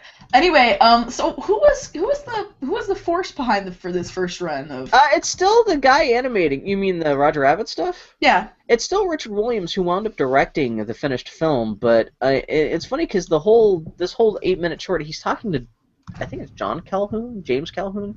Mm-hmm. He was a known Disney history guy, archivist. He's actually the guy who wrote the Art of Disney book that I used to read a whole bunch of it as a kid, which had this really prolonged preview of Beauty and the Beast. Mm-hmm. So I think he was an official Disney guy, and yeah, it seems like it was an in-house promo film that I don't think was ever meant to be shown outside of Disney itself. But yeah, no, it must have been. I don't know if Robert Zemeckis had been involved at that point. They just have a very rough test. They have some basic rough animation of Roger and Jessica Rabbit doing stuff, and there's a very brief bit of footage of Roger Rabbit walking across the live action hallway at the studio where they're animating stuff. And that's really all you see, but it's just I don't know. Like I said, the character designs are more interesting than anything else. But Interesting. yeah, imagine if Jessica Rabbit, instead of being a weird doll-faced monster, was actually just kind of Lauren Bacall, more of an actual character rather than just a pair of tits. Like, it would have been, I don't know. I think Roger Rabbit, from a technical point of view, is really interesting, but in terms of story and character, that movie is really... It's like anything that's essentially a gimmick. It's hard to make something that is both a gimmick and meaningful. Yeah, they try to flesh it out, but, like, it's... It was very important to me when I was a young person, and I don't think I've seen it in a decade and a half, and I'm probably okay with that. Well, I was watching Roger Rabbit on Blu-ray with a couple friends earlier this summer, and I was kind of watching. I was kind of wondering why Roger Rabbit would never turn out to be more of a thing. The movie itself was popular, but I know that they came out with a series of Roger Rabbit cartoons afterwards. Yeah. But like, it's interesting that Roger Rabbit really never became like the cartoon character of our generation. That's because Roger Rabbit, the character, is not the transcendental part of that movie. I know, but like they could have. Why? I don't know. I kind of wonder if Paul Rubens with maybe a different voice and a different personality could have been a more interesting character. But I don't know. Yeah. So. This is the generation of like those are people who are waiting for Ninja Turtles, Bill. They weren't waiting for a Bugs Bunny rehash. If only Roger Rabbit had starred the Gummy Bears. Then problem solved. Yeah, no problem. Sony announced a new director for the Shadow of the Colossus movie. Now it's some random unknown horror director, though the movie is still being written by one of the guys who wrote Hannah. I didn't know that the Shadow of, or maybe you mentioned it before, but I had forgotten that it was even a thing. Yeah, I think they first announced it like 5 years ago, and I think that was the last time they had actually even said anything about it. So I bought the PS3 version of that and Ico. I need to go back and give them another. I have that too. It was worth me buying because Joshin actually really fell into playing both of those, and so even though I only played a couple minutes of both of the remastered version, I got to see Joshin play through a whole bunch of both. Yeah. So that was kind of worth seeing. On the big screen with surround sound and all that stuff. Yeah. No, I would like to go back and replay them because I don't think Foley hasn't seen Shadow of the Colossus, and I think she would really, really enjoy that game just from a design and aesthetic perspective. And the music. Love the monsters in that thing. Yeah, the monster, just the tone of that is so enjoyable. It's just good shit. Good shit. It was announced this week it was revealed this week that Chubby Checker wrote a Dig Dug Dance song for an Atari commercial in 1982. Any song that works in the names Frygar and Puka can't be all that bad. Yeah, there are these backing vocals where it's like, oh no, it's Frygar and Puka.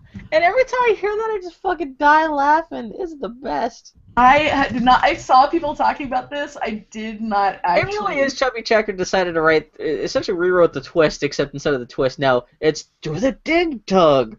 It's very fucking hilarious. I can't find an MP3 of it anywhere online, so if it's not actually part of the interstitial music on this week's podcast, you'll know why. Yeah. But I definitely want to try to squeeze it in somewhere, because it's a fucking hilarious little tune. Oh, dear Lord. The Fryguard Puka. Well, it's on SoundCloud. You should be able to download it. Yeah, I tried to find a download link and I couldn't find it. Because I think SoundCloud sometimes they'll only offer downloads if it's if it's it's up to the uploader. So this is Bill complaining I can't find a legal copy of this MP3 to put in illegally put in our podcast. This is so wrong. But yeah, so that was kind of the week in review. There was a very quiet week. Which is, you know what, the last couple of weeks in gaming in particular have been so upsetting and alarming that I'm kind of okay with things being quiet. Yeah. I had went out to breakfast on Saturday morning with my wife, with our friend Carla, who worked on Gone Home, with our friends Kelly and Josie, who've been in the gaming industry for over 15 years. Josie worked at Iron Storm back in the day, and more recently worked at 38 Studios, bless her, and Harmonix, and now look for a new job. And then we also all met up with Kirk Hamilton, who's an editor from Kotaku, who now lives in Portland. I realized you lived in town. He just moved to Portland recently. He's a sweetheart, okay. Bill. You actually should hang out with him. We should hang out with him sometime soon. But it's just really nice to kind of sit down with a bunch of gamers and just fucking talk about video games.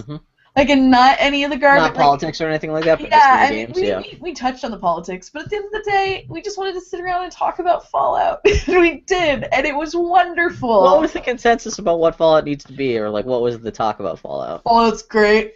Fallout good. Fallout's real good. Just caveman talk. I'm just like, Fallout, Man. everyone just nods. I really want to have Kelly and Josie on the podcast because they have collectively played, I'm going to guess, over 1,000 hours of Fallout and Fallout New Vegas. Jesus Christ. By Fallout, you mean Fallout 3, right? Yeah, I mean, they've played both Fallout 1 and 2, but Fallout 3 and Fallout New Vegas, they've played. I still need to go back because I think I'm like 99.5 hours in Fallout 3, and all I have to do is like hang out for an extra half hour and actually cross that 100-hour threshold. And I'm so at like 300 hours in those games. How do you do that? Because I did most of everything you could do in Fallout, No, and you I didn't. did in 100 hours. I played all the DLC. I guarantee you did not do most of the stuff you could do in Fallout if you only spent 100 hours doing I mean, granted, I only got like maybe half the collectible head bobbles and stuff, but I didn't even do that. My big thing was that if there's any every time a cursor on the horizon or thing on the horizon, I'd go explore it and I'd go find it and I'd go pick up everything and sell everything, do the whole thing. I'm still convinced that we're gonna hear about Fallout 4 sooner than later. I wouldn't be surprised if we hear about it at this year's video game VGA Awards. Because that's where they announced the Skyrim a couple years ago. And one thing that actually we were talking about this. One thing that Kirk pointed out was that the nice thing about Todd Howard, who's kind of the big dude over at Best Soft, is that looks like a Rankin Bass character. He doesn't believe in a long drawn out tease. Like they announced Skyrim, and a year later you're playing Skyrim. Yeah. So I think that when they announce Fallout 4, the nice thing will be, I bet you it will come out within a year of that. Yeah, but it's because it's been mostly done. Yeah. They're only talking about it because they're like, okay, we're like 75% of the way through development. Which I would I would much prefer to live in that world. What was the last thing they put out? The studio put out the Todd Howard. Was it because it wasn't Fallout New Vegas? Was it? Oh, Skyrim. Was it Skyrim? Yeah, that was like 5 years ago. It was about 3 years ago, 4 years ago. Yeah. All right, let's see Skyrim. Type in Skyrim. Let me put it this way: I just loaded up when I was sick. I loaded up Skyrim, and my last save was from 2 years ago. So, and I think it was like a year after it came out. It's only been 3 years actually. Yeah. So. Huh. It's I'm excited. Although, I mean, if they announce it this year and then it's not until next year, that'll have been 4 years. Which that sounds about right for. Man, that's the thing. Gaming PC. If I get a gaming PC, it will pretty much just be a Skyrim. Well, game machine for the first year. One thing that got me really, really pumped, we've talked about, longtime Boy Howdy listeners are tired of us talking about this, but Foley is, for the first time, like, really pumped about the idea of getting a gaming PC because it would be nice just to be able to, play in the living room and she can draw and work, because we do play, like, as a family so much. Like, that's what we do. One of the reasons why we're watching so much TV lately is that there are no games out that we can play together. Mm-hmm. And that's what we do instead of doing other stuff, is we play games together. And I need something. That's why I'm so excited about fucking Dragon Age Inquisition, because that's gonna be the next game that Foley and I can play together that we'll really sink our teeth into. Yeah. And as a note, I have to, before we go, I'll also leave you with this anecdote. I got to hang out with Jimmy and Conley last night. They're sweethearts. They went to PAX this year, and they brought me back a Firewatch postcard and the special editions of both Analog 8 Story and Hate Plus. Bless them.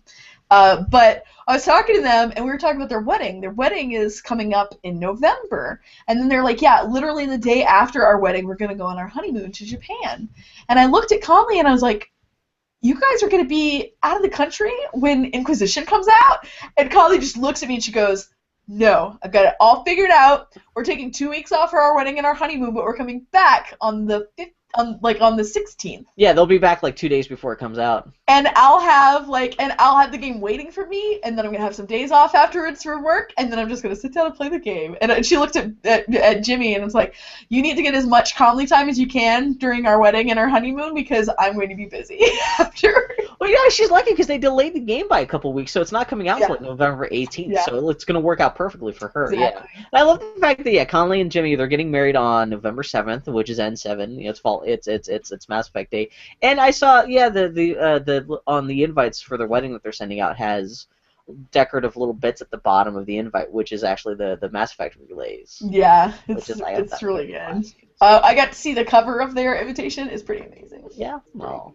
So, anyway, friends, this was the Boy Howdy podcast. Thank y'all for listening to our rambling and gibbering about friends that are important to us. And things that matter to us.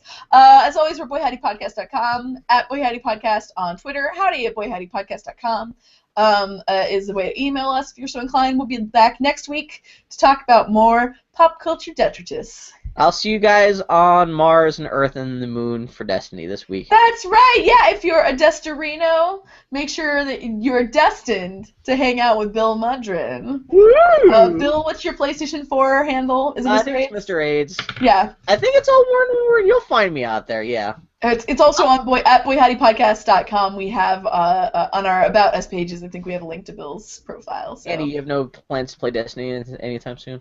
I will get Destiny. We have, in the near future, we have Hannah Groff visiting, we have Maxwell Motley visiting, and then I have my parents visiting. I have guests. I'm playing a host for the next pretty much month. Oh, are you coming to Rose City Comic Con? To play video games. Yeah.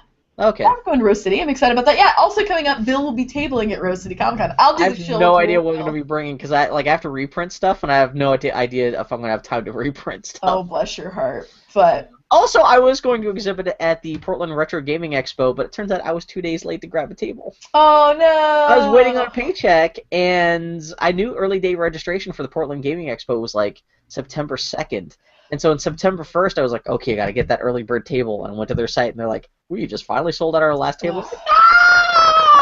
Would they let you pay with a credit card? Because that would have been like the perfect example of using a credit card to pay for. I didn't even think about that, actually.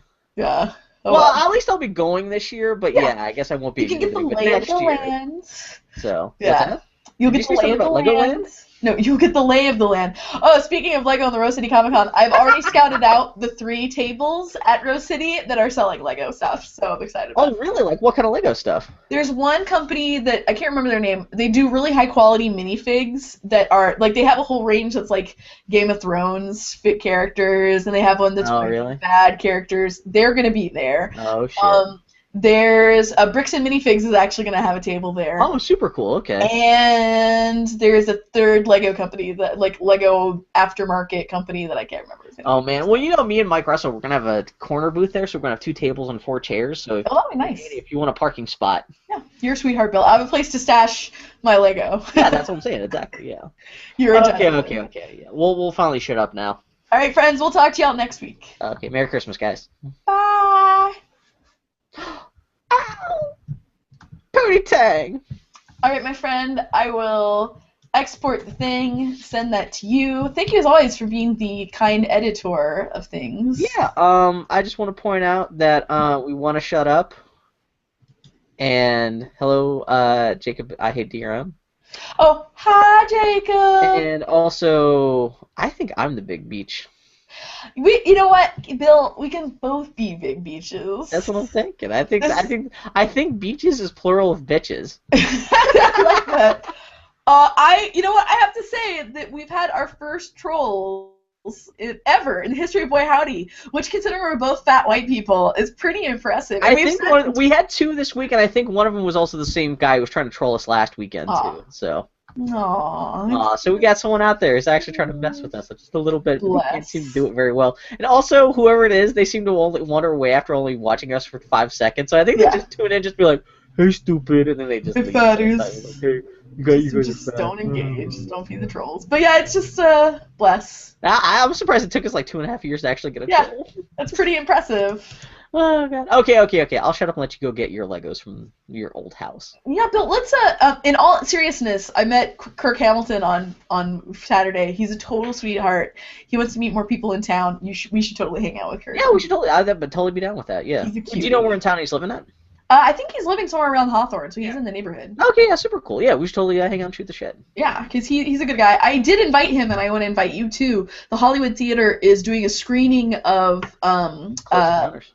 Yes, I sent you that. They're also doing a screening of The Magnificent Seven, which I've never seen, and it's a 35mm print. So. Wait, so what's The Magnificent Seven happening?